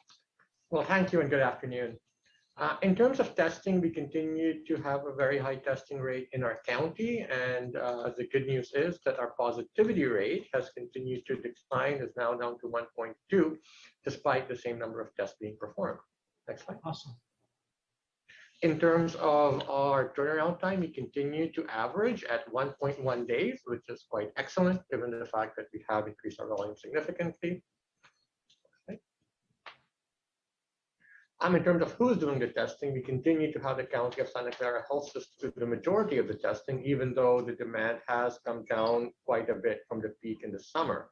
Stanford also has increased its testing to a great degree, and not sure why this is the case. They think it might be because of students returning to campus partially, but it's more tests, which is always good for our county. Next slide. In terms of other updates, our hospitalizations have come down quite quickly. In fact, more quickly than they had during the previous peaks, and we are now down to 124 hospitalizations throughout the county. Our ICU numbers have also improved significantly, down to 36. And our ICU capacity continues to fluctuate, but definitely has been out of the red zone for quite some time now, which is also good news. In terms of supply challenges, I just wanted to highlight two of them just for awareness. The first is monoclonal antibody treatments such as Regeneron are back on federal allocation. And this is mostly due to increasing demand throughout the country, not particularly in California. But because they are being distributed nationally, we are given a finite amount. Over the last 3 weeks, we have been allocated an increasing number. We started with 86 courses, and now last week we got 156 courses. It turns out that our allocation is actually exceeding our current usage and our current demand, which is very good news. So much so that, in fact, last time we were able to decline some of the allocation, and it was able to go to other places that are having a worse pandemic at this moment. Having said that, we have reached out to the health systems to understand how they're using it and come to a common agreement that should there be a supply shortage, how we will make sure that we are able to distribute these equitably to the populations most in need. The other issue is with rapid antigen tests. As we know, these are the tests that can be done in 15 minutes and provide immediate results. Those are also on limited supply, so we have prioritized our congregate settings, including custody and long-term care facilities, and we're trying to only use it when an immediate turnaround is required. And we've also been able to get some unused supplies from other areas, including Alameda County. And once again, we haven't had to make a significant change in our operations because of this, but are keeping a very close eye on it. We do anticipate that the shortage will be resolved in the next few weeks. And next slide. Thank you. Good afternoon, Brian Darrow, County Exec's Office. I'll just share a quick update on our outreach efforts. So since they were authorized about a week and a half ago, we have been conducting outreach to promote vaccine boosters. And much of that work has been focused on older adults at this point, because that is a population for which boosters are strongly recommended. And for those who are age 65 or older, there are no caveats to eligibility other than you must have received a Pfizer vaccine and be the recipient of your second dose of that shot 6 months or more ago. So with that in mind, our mobile vax team and our VMC team are calling back all patients in that age group who did receive their Pfizer dose in the right timeline from one of the county sites and trying to schedule those individuals for their booster shot. We also have a texting campaign underway for 65 and older, the general population from our more impacted zip codes to offer scheduling support. And we're partnering with our county senior nutrition program and our nonprofit partners to get information out about boosters through Meals on Wheels and through grocery delivery programs. And at our senior nutrition sites, we'll also be locating our Chebet teams at some of our larger senior nutrition sites to help with direct booster scheduling support right there. Our door-to-door canvassing continues, and we are offering booster appointments through that door-to-door work. I will say, though, that many of the individuals we encounter are not yet eligible for their booster, either because they didn't receive Pfizer or it hasn't quite been long enough since they got their second Pfizer shot. It is getting close for some of the occupational categories who became eligible first back in the spring. So grocery workers, restaurant workers, and some education staff and others who became eligible in that time frame. The 6 months is just about coming or just got here for that group. So our business outreach teams will be really focused on some of those industries and trying to schedule workers at those sites in the coming weeks for boosters. And then our PIO team continues to do their great work getting the word out about boosters through, in this case, through radio PSAs in multiple languages, through Spanish language magazines, through social media, through our newsletter, which goes out in 5 languages, as well as call-in events with NBC Bay Area and Telemundo, where those stations have promoted our PIO call center and folks can call in, get their questions about boosters answered, and schedule their appointment at that time. Finally, I just wanted to highlight that our Chebet field teams continue with the recovery-oriented resource outreach that they had started in recent months. And so since late August, those teams have helped connect more than 1,700 households now to rent relief resources, and they've directly assisted more than 600 families with submitting their CalFresh application. So that ends our presentation, but we're available to answer any questions. Thank you, Brian. Thank you, Dr. Kamal. Thank you, Dr. Cody. Peggy, will you please invite our one member of the public that wishes to speak? Yes, our first speaker is Tessa. I'm unmuting you. Please accept the unmute to begin speaking. Tessa Woodman C. Well, you know, I just see that the whole issue of this COVID is really just putting a Band-Aid on a pig or with lipstick on a pig, because really what we really need to be doing is our transformational changes, and we're not doing that. And we're trying to get everybody back into business as usual and back into the restaurant, back in the airplanes. And the thing is that we have to start changing our behaviors, and we have to start living at staying home. We need to stay home. And that's what we don't want that to happen. And that's where the problem is. That's where New Zealand is really been really good about keeping down the COVID to 0, where we haven't done that. And we're seeing how our children are suffering. And, you know, yet we're just keep on keeping them to go into the schools. And we need to change the way we're doing it. We need universal basic income to keep mothers home and have a homeschooling of growing food as our main curriculum. Our next speaker is Linda Edwards. Please accept the unmute to begin speaking. Good afternoon, everyone. 19 months ago, you asked us to endure lockdowns and restrictions to reach herd immunity to save the elderly and immunocompromised. But now we know that there will be no herd immunity because these vaccines do not provide immunity and they do not stop person-to-person transmission. It doesn't matter if it's the Delta variant, Mu, Nu, Omega, Sigma, or Xanadu. We will continue to have variant after variant after variant. It's time to treat COVID like the endemic virus that it is. We have to learn to live with it. Norway has opted to open fully. No masks, no vaccine mandates, no vaccine passports. And that was with 67% vaccination rates. Singapore has opted to open up with 82% vaccination rates. Santa Cruz County has decided to drop mask mandates for indoors, and that was with 67% fully vaccinated. And here in Santa Clara County, we're approaching a record 90% single vaccinated rate and over 84% fully vaccinated. And you want more mandates, masking for kids. And that concludes our speakers. You are muted, sir. There we go. Thank you very much. This is item number 10, which is to receive a report, which we have done.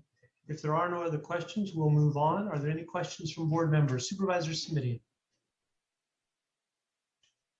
Thank you, Mr. Chair, and thank you to our public health team and their partners. A couple of questions.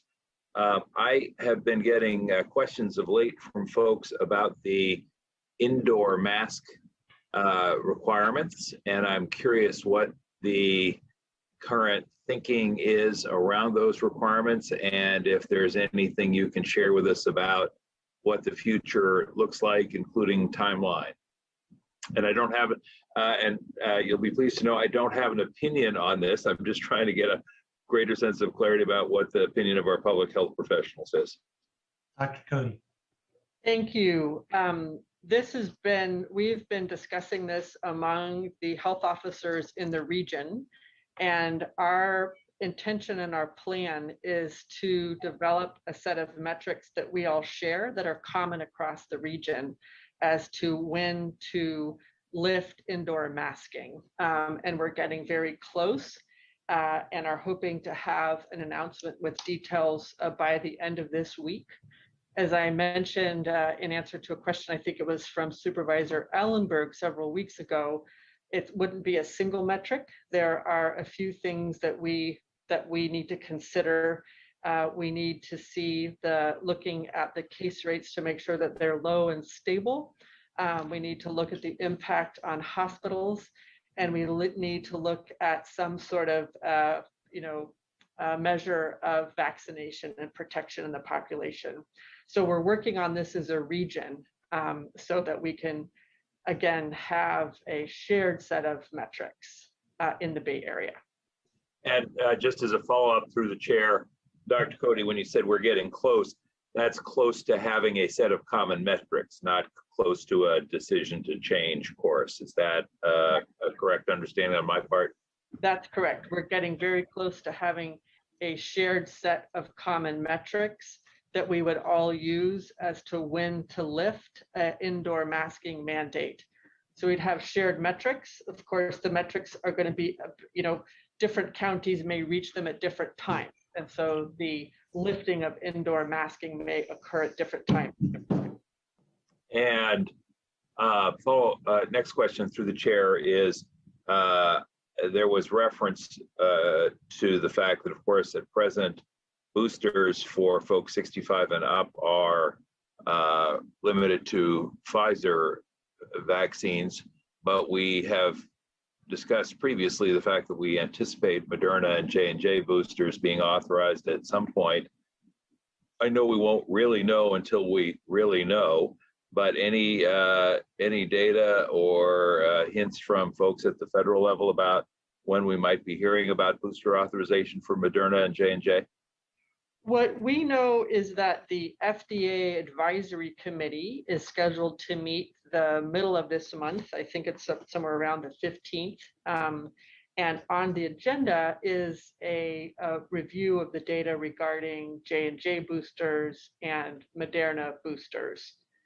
And so as we've discussed previously, the order is it's the FDA Advisory Committee, and then the FDA issues a ruling, and then the advisory committee to the CDC discusses how to implement it, and the CDC director then makes a final recommendation. So that would all start with the FDA Advisory Committee meeting in mid-October. Thank you. That's helpful, actually, in terms of a point when we might or might not, but where we might get some new guidance. Let me ask this next question with an apology, because I just noticed the phenomenon as I was reviewing numbers now in real time. So if it's something that staff can't answer now, I certainly understand. I'll just ask for a report back offline.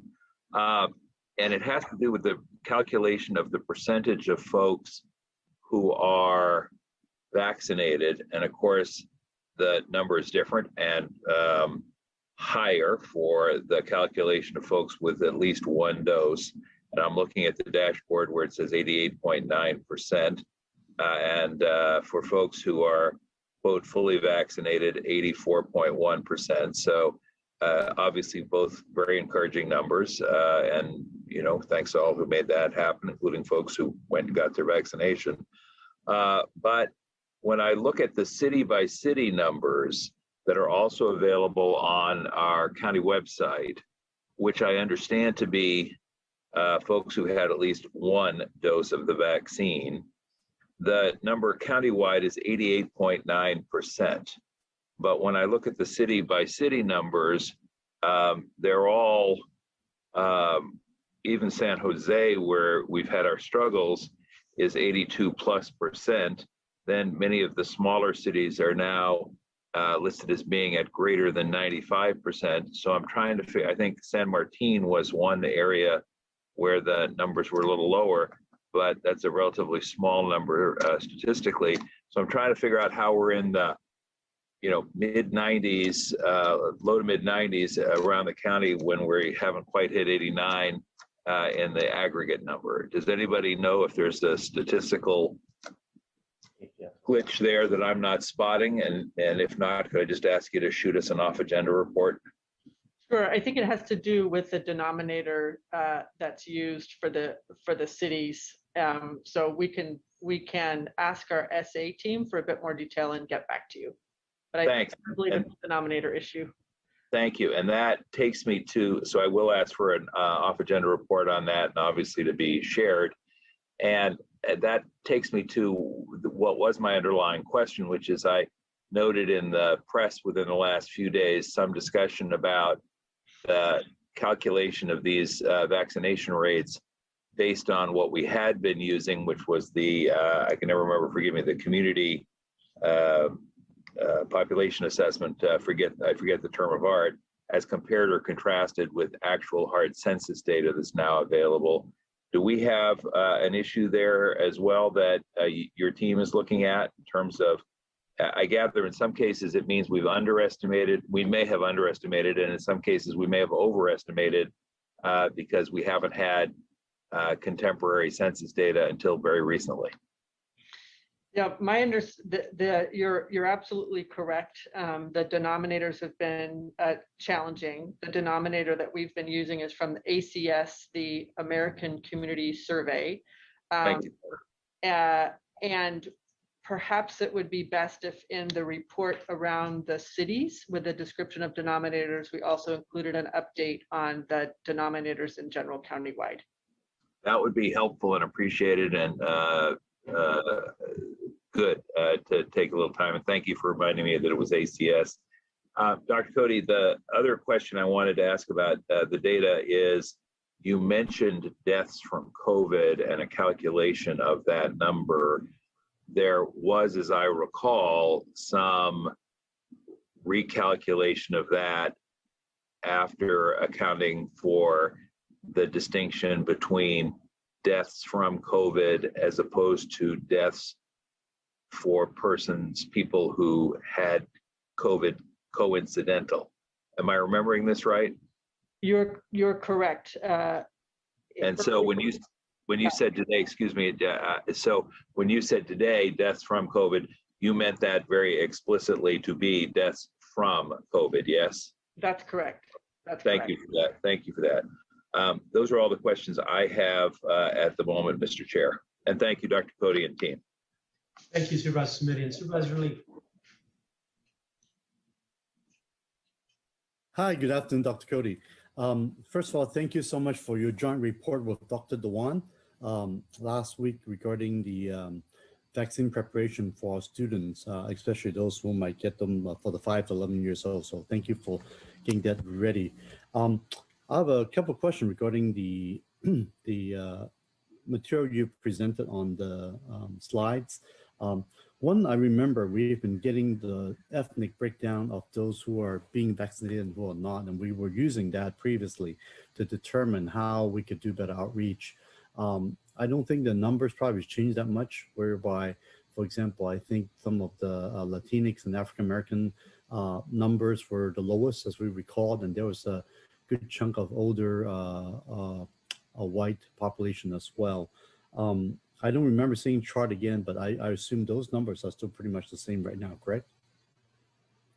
Yes, we haven't provided that granular data update in a while. We could include that in our report next month. I just want to note something that's interesting in our county. If you look on the dashboard as to percent vaccinated by race, ethnicity, you'll see that Asians stand out as a very, very highly vaccinated group, but Hispanic, Latinx, white, and African American are all about the same.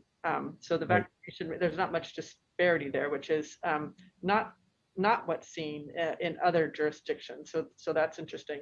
I don't think that the major trends in general for case rates by race ethnicity have changed significantly. As case rates go down, the gap does close. But if we're happy to include that detail in an upcoming board report. Great. Yeah, that would be great. Thank you. And I did remember asking this question. I'm not sure if this is something that's available, if you can put in a chart in the future, is regarding the for those who are actually hospitalized. I know the hospitalization rate is going down, and those in ICU for COVID is also going down, which of course is great news. I would like to know is if we could have some data regarding how many of those are vaccinated versus unvaccinated. I think could be helpful to help illustrate the need for the vaccination as well. Yeah, Dr. Kamal, any thoughts Yeah, about that? we have gotten that data from hospitals are currently working on ensuring the quality, and we'll provide that. Okay, wonderful. Thank you so much, Dr. Kamal. On the so this past Saturday, I was at the Binational Health Week over at the Blanca Alvarado Community Resource Center. At the Public Health Department doing the vaccination, they actually provided a chart showing each of the 3 COVID vaccines with the columns for the age group, the booster, additional dose, with various green check marks next to them to show which one vaccines booster is available to which age group, right? So it's really, really well presented. I was just asking to see if this is the type of chart or grid that can be provided at all the locations where vaccines are being given. So I think it will be help a lot of the public to answer a lot of questions where they are ready or not ready to get the 3rd shot yet. So I just want to commend the development of that chart. I just hope that chart is being more distributed everywhere. Sure, thanks. Thank you. And then the 3rd thing is I just want to thank everybody for your support for our Day on the Bay on October 16th, where we expect that we'll have mobile vaccination provided for flu shots and vaccination for COVID and other. And I truly want to thank staff for supporting this event. Thank you very much. Thank you. Supervisor Chavez. Thank you, and thank you very much for the updated report. And Dr. Cody, my question was kind of a follow-up on something that Supervisor Lee raised, and I really appreciated you lifting up the good work that's been done to make sure that we're really leading with equity as we get people vaccinated and in that area. I'm wondering how you're feeling about the access to testing, and in particular, now that kids are back at school and all of that, if you are seeing any deltas that you think we need to address to get people who aren't vaccinated tested, and frankly, even people who are in high risk jobs. So I think there's 2 separate issues with regards to testing. In general, I would say in the county, testing, of course, by county sites is still widely available. And I think the Stanford testing is fairly accessible. And then there's many, tests, antigen tests that you can purchase in retail stores. So I think that still may be challenging for some patients to access testing in some healthcare systems. So that's one issue that's, as you all know, been present for well over a year. And then the other is around testing in the school setting. I think it's been quite challenging for schools, as Dr. Dwan and I spoke about last meeting, because schools are being asked to do so many different things, and testing is one more. And as a result of that, the testing options at each school look a little bit different. I'm actually not quite as concerned about that as I had been earlier. I think in large part because we've not had that many outbreaks and cases in schools, and because the community transmission is coming down, which means that less in schools. And so the need for testing will be less. Great. Thank you. That's very helpful. Thanks all. Thank you. Vice President Ellenberg. Thanks so much. Supervisor Simidian, I appreciate your following up and asking again about the metrics. And Dr. Cody, thank you very much for providing some more detail on that today. I'll look forward to hearing the announcement. I also read somewhere recently that the San Jose metro area has the highest vaccination numbers in the US across from except for Puerto Rico, which of course is literally an island. So just want to offer some congratulations on the very good work there, and I'll look forward to learning about the metrics. Thank you. Thank you. And Dr. Cody, I'll just conclude comments from supervisors by saying the number one question I'm asked, and I would say 9-1, but it's not, it's 10-0, is, when can we do away with the mask? When can we go maskless? So I appreciate you bringing up your conversing with the half dozen other county public health officials in our region that you collaborate with. I'm very much looking forward to the metrics you come out with, because my guess is Santa Clara County will be within all of those metrics. Your leadership has resulted in our high vaccination rate, our low positivity rate. And I think as soon as those metrics are established, that we will qualify and we can finally go maskless. And I hope that situation is something that occurs in the next couple of weeks. I have no questions. I just want to thank you, Dr. Kamal, each of the doctors, Brian, all the other associates that you work with, for keeping us and the public informed. We seem to be in a great position, and I think are close to turning the corner to finally being a maskless Santa Clara County. I have never wanted to be older, but I wish I was a couple years older and could get my booster shot now, but I'm looking forward to when I am eligible for that. So thank you very much, and working on getting the kids vaccinated. I think once that happens too, there'll be a general feeling of security amongst the public in general. Thank you very much, Dr. Cody, and your entire department. All right, supervisors, with that, we are going to now turn back to Rebecca, that's there, and Benjamin, I see your name there. I hope you're still here with us, Rita, and Judge McGowan. So I see Rebecca, I see there's Beth, Judge McGowan, and there's Benjamin, super. And again, Supervisor Simidian, this was a referral that you originated. I joined in with you. Did you have any comments to make before we hear a short presentation from the judges in response to the referral that we issued? No, I think the presentation coming first is probably helpful. I do have both some questions and comments when the time comes, Mr. Chair, but I think starting with the presentation is probably wise. We're going to kick it off right now. Go right ahead, Judge. Thank you. Thank you very much. It's my great pleasure to be able to speak to the board today. Thank you for having us. As you mentioned, Ben Rada, our Public Affairs Officer, has joined me, as has the court CEO, Rebecca Fleming. Let me begin by saying, again, I'm Beth McGowan, the Assistant Presiding Judge for the Superior Court for the State of California in the County of Santa Clara. Let me begin by saying that that name really matters, because the court is, after all, an entity of the state and not funded by the county. Though, of course, we do enjoy a close partnership with the county, and we share the common goal of serving the residents of this county.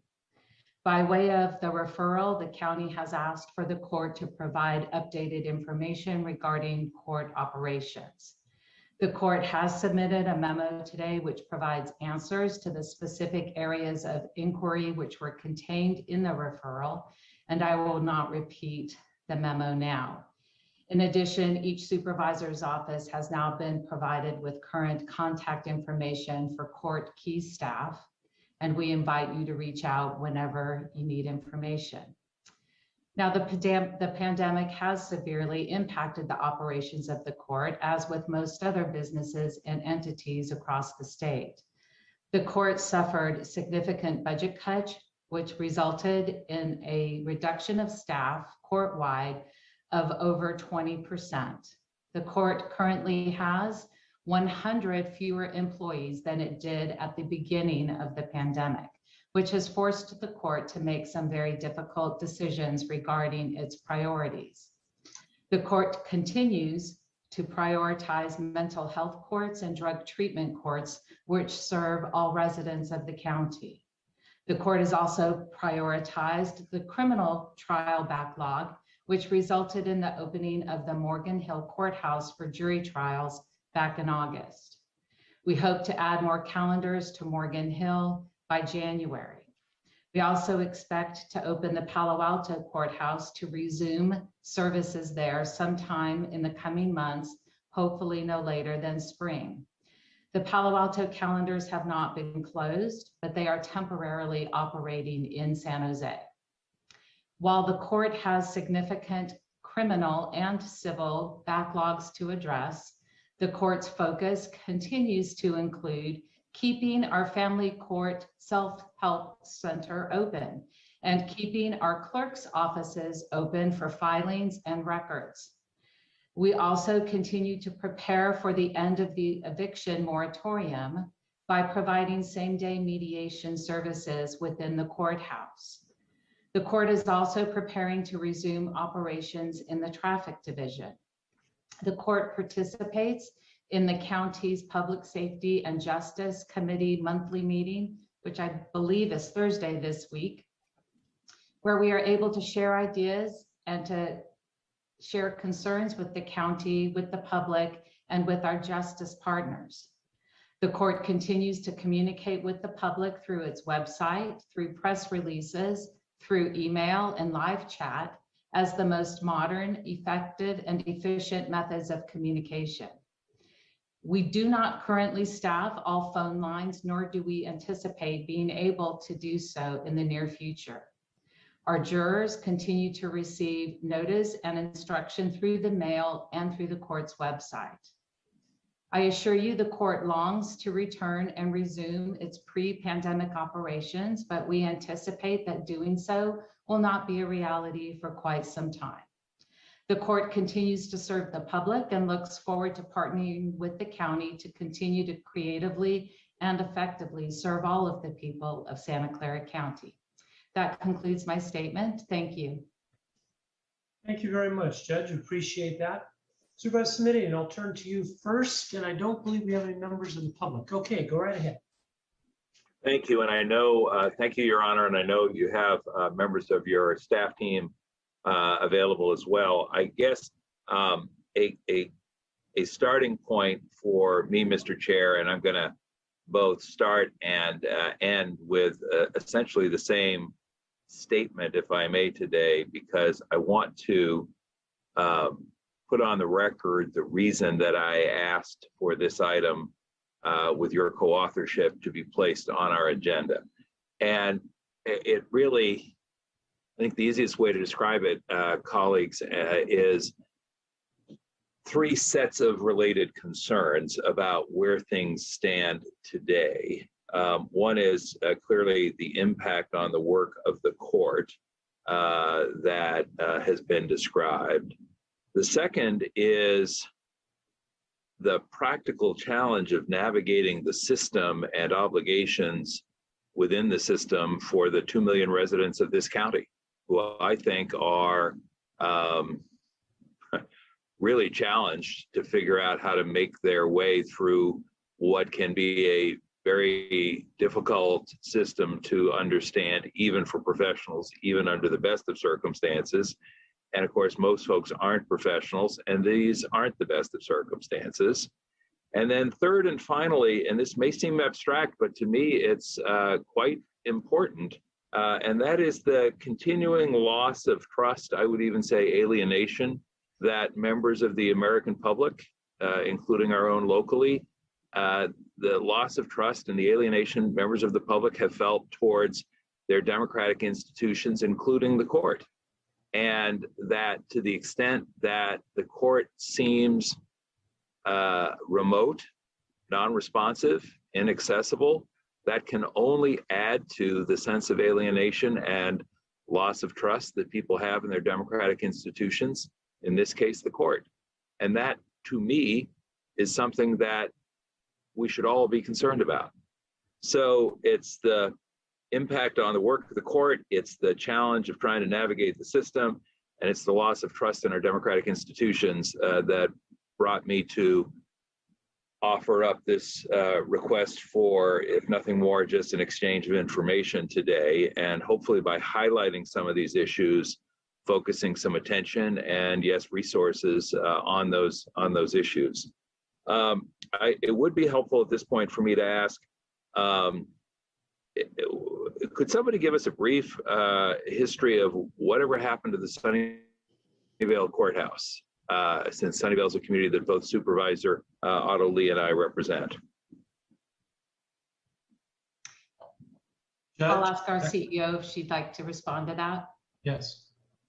So Sunnyvale activities were consolidated with the downtown activities with the planning of the Family Justice Center. Also, Sunnyvale, the building itself continued to have deficiencies that would have required significant investment.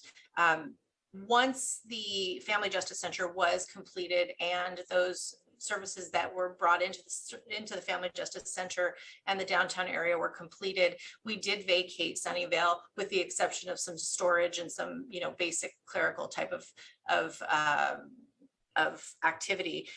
Since then, we have notified the Judicial Council that we no longer need Sunnyvale as a action, a clerk's office activity center.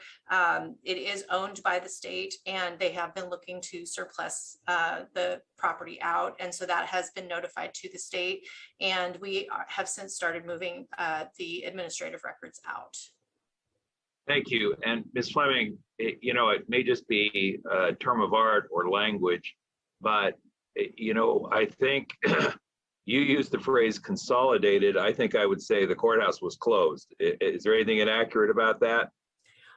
No, I think it's really looking at, when I say consolidated, I say the activities are still happening with the limited resources that we have. And you're right, the property was closed. And I think what's really important here, and this I think goes to your point of Palo Alto and Morgan Hill, is that every time you have a separate entity, that requires a separate set of management staff and supervisory staff. And with the evolution of our budget, which is really the erosion of our budget, we have less and less staff all the time. And so we very much have focused on a consolidation effort for years now.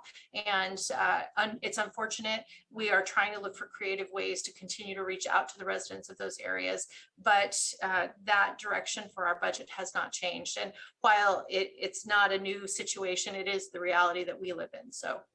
If I may add one more thing, Supervisor Simitian, consolidation, because we took 3 courthouses, we had a family courthouse at Park Center Plaza, downtown San Jose. We had a juvenile and drug court facility over on Terrain Street, and we had the Sunnyvale building, and all 3 facilities were closed and consolidated into the Family Justice Center to help with aiding people and not having a confusing place to go, too many places to go, and yes, to help consolidate our staff. All of which, though, means that within the last decade, because if I remember correctly, the Sunnyvale facility was, I want to say, closed in 2016, if memory serves me. And what that means is that the 2 sites in Northwest Santa Clara County, Sunnyvale and Palo Alto, Palo Alto has been closed / consolidated for a year and a half now. The Sunnyvale site is gone. So I just hope, and now this is not a question, I'm just going to say it outright. I hope you can understand that the people who live or work or practice in that area, they had two courthouses and they're both gone now. That's a hard fact. And the fact I have to interrupt you, sir. It is not gone now. And I think I clearly stated the court has every intention of opening the Palo Alto courthouse in the coming months. Sunnyvale was a family-only center, and all of the family courts are now in the Family Justice Center. The Palo Alto calendars remain Palo Alto calendars. They're simply residing in San Jose until we can staff the Palo Alto courthouse, which we hope to do in the next 3 to 6 months. I think we can both just let our statements stand, but what I can add, Supervisor Wasserman and colleagues, is as someone who has a North County Courthouse office, I am in my office on a fairly regular basis as people come to the locked doors, which preclude their entry to the building, and they rap on the locked glass doors and hope that someone, in my case, it's me in my office, will hear that rapping, go to the door, and give them some guidance about what they should do with the paperwork that they have in their hand that they tell me has sent them to that closed North County office. Now, I think, again, this speaks to all three of the issues that I outlined initially, which is we got the work of the court to do, we've got the ability of members of the public to navigate the system, and we've got the loss of trust and confidence in our systems. And my point, quite simply, is that we have folks who are living and working in a pretty big chunk of the county, and all they know is that there were 2 courthouses 10 years ago, and they can't walk into either one of them today and get help or service. Which leads then, and I guess I'll direct this to Ms. Fleming. So if somebody gets called for jury duty today, Ms. Fleming, and they are a resident of Mountain View or Los Altos, where do they actually go to perform their service as a member of the public? They may go to Hall of Justice, they may go to Morgan Hill, or they may go to the DTS facility right across from the Family Justice Center. And if they have to show up in the morning, what time do they have to show up in the morning? The first staging is at 8:30. Okay. So is it possible then that somebody from Mountain View or Los Altos gets called for jury duty and has to be in Morgan Hill at 8:30 in the morning? It is possible. Can we get agreement that that is less than ideal? We can, however, I want to point out that when you serve jury duty, we would not be limiting it to a city anyway. We would be calling that juror for a jury pool in general anyway. And so it is possible that it might limit their odds of showing up downtown if Palo Alto was open. However, it would not necessarily eliminate the possibility that they may come downtown, if that makes sense. And I know budget has been referenced a couple of times. What would you suggest we tell people when they say, I don't understand why budget is the issue, when this year's state budget is the largest it's ever been? And in fact, the voters of the state went to the polls a couple times to increase income tax and sales tax revenues during the last decade. I think it's hard for people to read the stories in the newspaper or listen to the TV news night after night about the fact that the state is in such great financial shape at the moment, and then hear from you all that you're struggling with finances. I understand, of course, that there's a formula that the Judicial Council imposes, but I just think trying to square that circle is tough for folks. It is very difficult for people. It's a constant educational process. The state budget does not at all reflect the state of the budget for the branch itself, and even less so for Santa Clara County. And so we are faced with a situation that we're constantly trying to educate. We're constantly trying to explain the process. It's very complicated. It's very convoluted, and maybe too much so in some situations. But we do try and make it as simple as possible when we're dealing with the public. We do try and explain that we are prioritizing based on statutory requirements. We do try and demonstrate that we are looking out for the entire population based on our efforts around the self-help center, around civil, around the eviction moratorium. Those are not things that were necessarily statutorily required during the pandemic. And so I think we are trying to get out the word. Certainly our utilization of our public affairs officer, Ben Rada, has demonstrated that. We have distributed publishable, ready to go press releases, it does not mean that we're reaching everybody. We know that, but we are doing everything we have the resources to do at this point. Well, on the budget front, is it correct for me to infer from your comment, Ms. Fleming, that when you say the state budget and the court budget, and forgive me, I don't recall your precise language, so I don't want to attribute the words to you, but that the two may not be in sync, is the way I would put it, that's a function of budget decisions that the governor and the legislature have had to make, yes? That is absolutely correct. They do not align.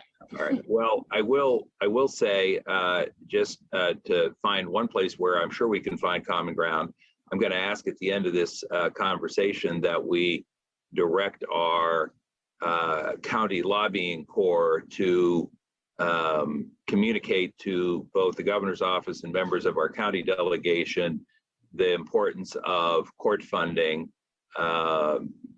going forward. Because as I said, I think it's very tough for people who listen to the news, pick up the paper, see that the state is more prosperous than it has ever been as a state governmental entity, and yet are told that their courthouse is either closed or consolidated by virtue of a funding concern. That's a hard one to fathom, I think, for folks.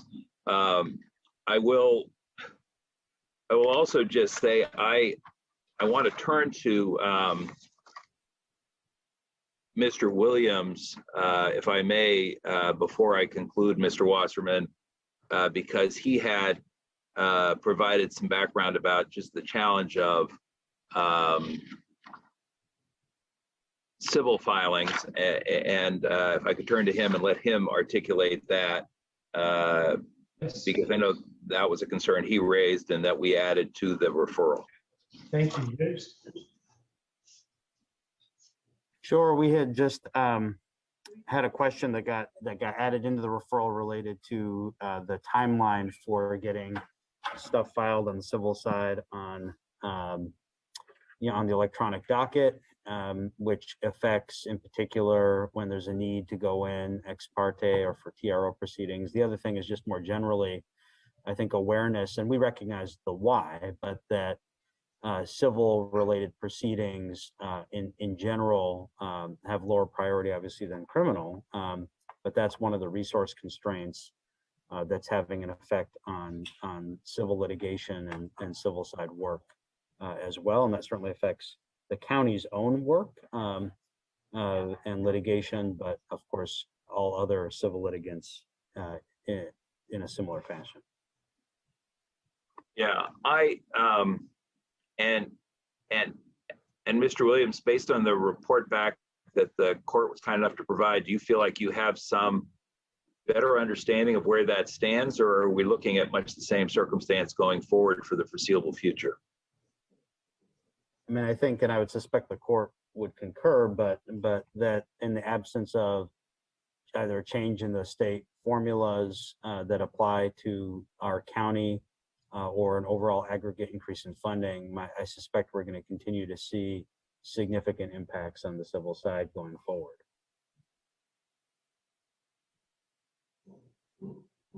Got it.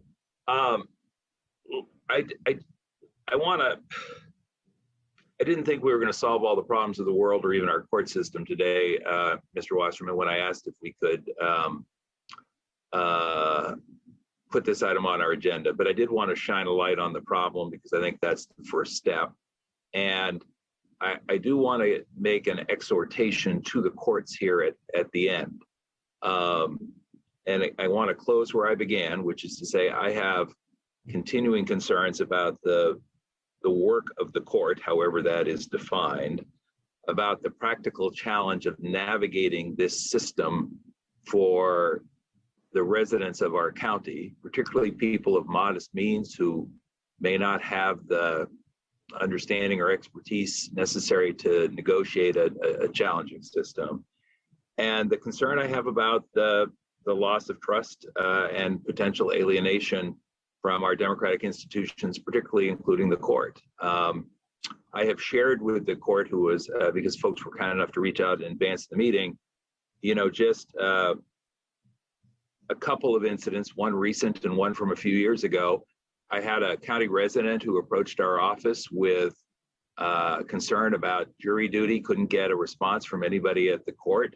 I asked about the phone number.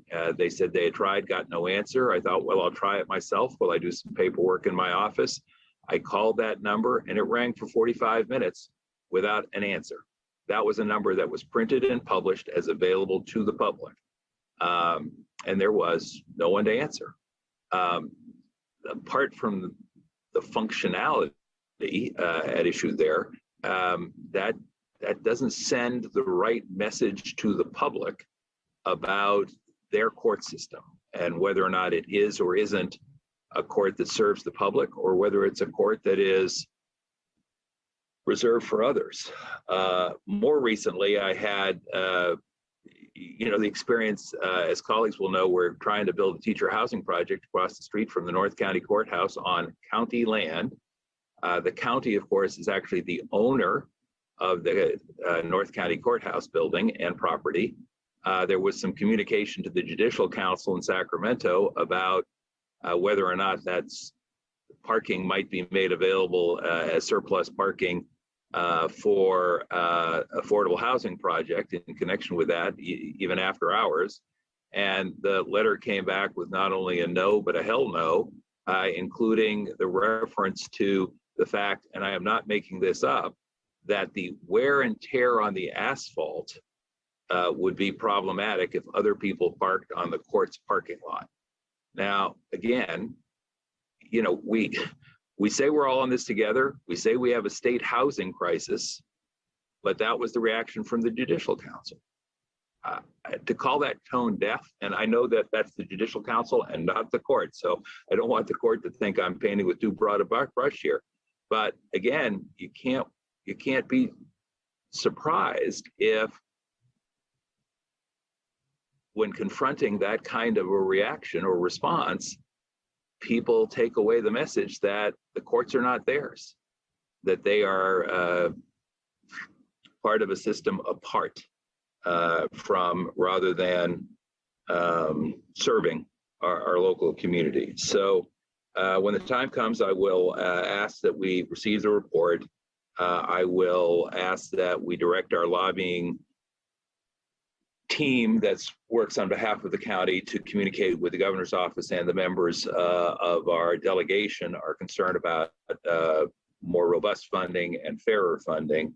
But I really do want to exhort the court to do better, to do more, even under these difficult circumstances, to communicate to the public in word and deed that this is a people's court. And that may sound a little hokey or cliche, but I don't think it's ever been more important than it is today. And with respect to communicating with the public, and I'm going to remember again the words from one of my colleagues a couple of weeks ago, I think the court would be well served by reframing the approach to assisting the public rather than announcing to the public. And I think once that change in thinking takes place, that would be a better situation for all parties concerned. Thank you, Mr. Chair, and thank you, colleagues, and thank you to the court for being here today and navigating whatever technical challenges they face to get to us.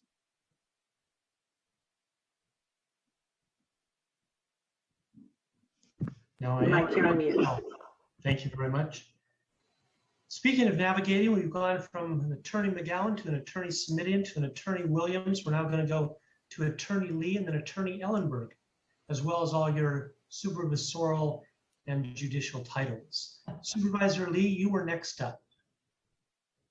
Yes, thank you, President Wasserman, and thank you very much, Judge McGowan, and also Ms. Fleming for meeting with us about a month ago now, and that was very helpful. It's very sad to see the deficit that you guys are facing. 17 million is no small change, but really sad to see is that you actually have to lay off 53 employees, and that you actually have 100 employees less than pre-pandemic. So it's truly disheartening to hear, especially with the type of backlogs that our courts is facing today. Very good to hear that the Morgan Hill is back for trial since July, and that your clerk's office will open in January, and that the Palo Alto courthouse will be opening as well in the first quarter of 22. So those are certainly good development. We are able to open slowly, but obviously carefully. And the fact that you guys have been adopting a lot of those deep cleaning, social distancing, and all those plexiglass installation to keep the public safe, especially with our requirement of jury. And dealing with jury is never easy. So I just want to say thank you for all that good work you've been doing. Another area I do want to comment is the fact that the court able to use the portal, the public portal, to allow litigants and also attorneys to access the information remotely is huge, especially in time of COVID. So thanks for making that happen. I do speak with attorneys who are still litigating frequently, and they certainly said that that has been working like a lifesaver during this past year. So thanks for doing that. I don't really have any questions for the court. I think more so, I think is more a question I have with staff regarding the property that was mentioned earlier at the Sunnyvale Courthouse that is being surplus now. So I would like to ask staff if Dr. Smith or anybody on staff knows what's the current status is on the surplus of the land. And if we don't, and I see somebody just popped up. Hi, this is Kathy Bradley. I'm the real estate manager at FAF. Hi, I Ms. have, Bradley. hi. I have been in touch with the Judicial Council this year with Pella McCormick and inquired about the Sunnyvale Courthouse because we did understand that it may be surplus. Right now, they have not determined what the disposition will be for that courthouse. The Judicial Council is still evaluating. So we are keeping in touch until we know for certain what they're planning to do with the property. So there hasn't been a decision made to surplus. Okay, good. And if there's any change on the decisions, I'll certainly love to get off agenda report from staff and keep us posted, because obviously that's a very important piece of real estate for us and potentially also for the state of Sunnyvale. I know they're doing a rebuilding of their city center complex as well. Okay, so, and that's all the question I have for today. Thank you very much. Thank you, Supervisor. Vice President Ellenberg. Thank you very much. And thank you to Ms. Fleming and Judge McGowan for being with us today and for meeting with me along with a number of your colleagues just a few days ago. I appreciate your responses to my colleagues today. Our conversation, of course, took a slightly different direction with more of a focus on how we can reduce incarceration in our county for individuals who are waiting for trials. And I just wanted to say that I was so appreciative of all of your commitment to moving in this direction. It was very heartening to hear that you're aware of and interested in community release solutions. And I know that in order to be effective in reducing pretrial incarceration, we need to have the partnership of the courts and of the district attorney. And hearing that there are partners in your ranks was very exciting to me. And I just want to say again, for the record, that I really look forward to partnering more deeply in this work and doing everything that we can to keep our public safe while also minimizing trauma, holding people who cause harm accountable without exacerbating and multiplying that harm. So again, thank you so much for the conversation and ongoing partnership. Thank you. And now we'll conclude our item unless you have any other comments, Judge McGowan, to make at this time. I'll just make a closing comment. I would like to end on the positive, and there are several positives that have come about through the pandemic. One is what Supervisor Lee mentioned. We are now almost remotely capable for every single courtroom. That is a huge difference from where we were before. We're working with our justice partners through Public Safety and Justice, the committee that we serve on with the county, to try to streamline and make some significant changes. One of those that we're currently working on is the remote arraignments. But that, of course, involves our justice partners' participation, the district attorney, the public defender, and all those that we work with. And that is, I think, the new frontier for the court. I hope that Mr. Williams will understand it will impact and help civil less than perhaps criminal. But those are some of the changes that we hope to keep from COVID going forward, which we think will help streamline the court processes, make us more accessible as Supervisor Simidian wants, and I think it's a fair assessment. And it will, I think, help us serve the public in a way that will not require everyone to come to court, but allow us to do our job and serve this county remotely. And that's our goal moving forward. Thank you very much for the opportunity to address you all today. Thank you, Judge, and Vice President Ellenberg and I will see you in exactly 48 hours. Everybody else, this concludes today's board meeting. It is still sunny out there, so I hope you get a chance to enjoy it. Oh, Supervisor Simidian, before we conclude, your hand is raised. I did want to make a formal motion to receive the report because I also wanted to incorporate the direction to our staff to communicate to our lobbying corps the board's support for both a more robust and equitable allocation of funds for our courts. Thank you. I'll be happy to second, or I'll be happy to third it. All right, who is the second? Supervisor Ellenberg or Chavez? Chavez. Chavez, all right. So Supervisor, thank you again for inviting me in on your referral to bring this forward. And I think this was a very good exchange and look forward to working together with the courts. All the best, everybody. This meeting. Wait, oh, pardon the interruption, but can we do a roll call vote on that motion? Becky, that's a great way to close this meeting. Please do. Supervisor Lee, Aye. Supervisor Chavez, Yes. Supervisor Simidian, Aye. Vice President Ellenberg, Yes. and President Wasserman. I as well. Supervisor Simidian, in your hand, one additional thought? No additional thoughts, Mr. Chairman. All right, you got it. Take care, everybody. Stay healthy. I look forward to when we meet again. Thanks. Bye-bye. Thank you. You made it this time.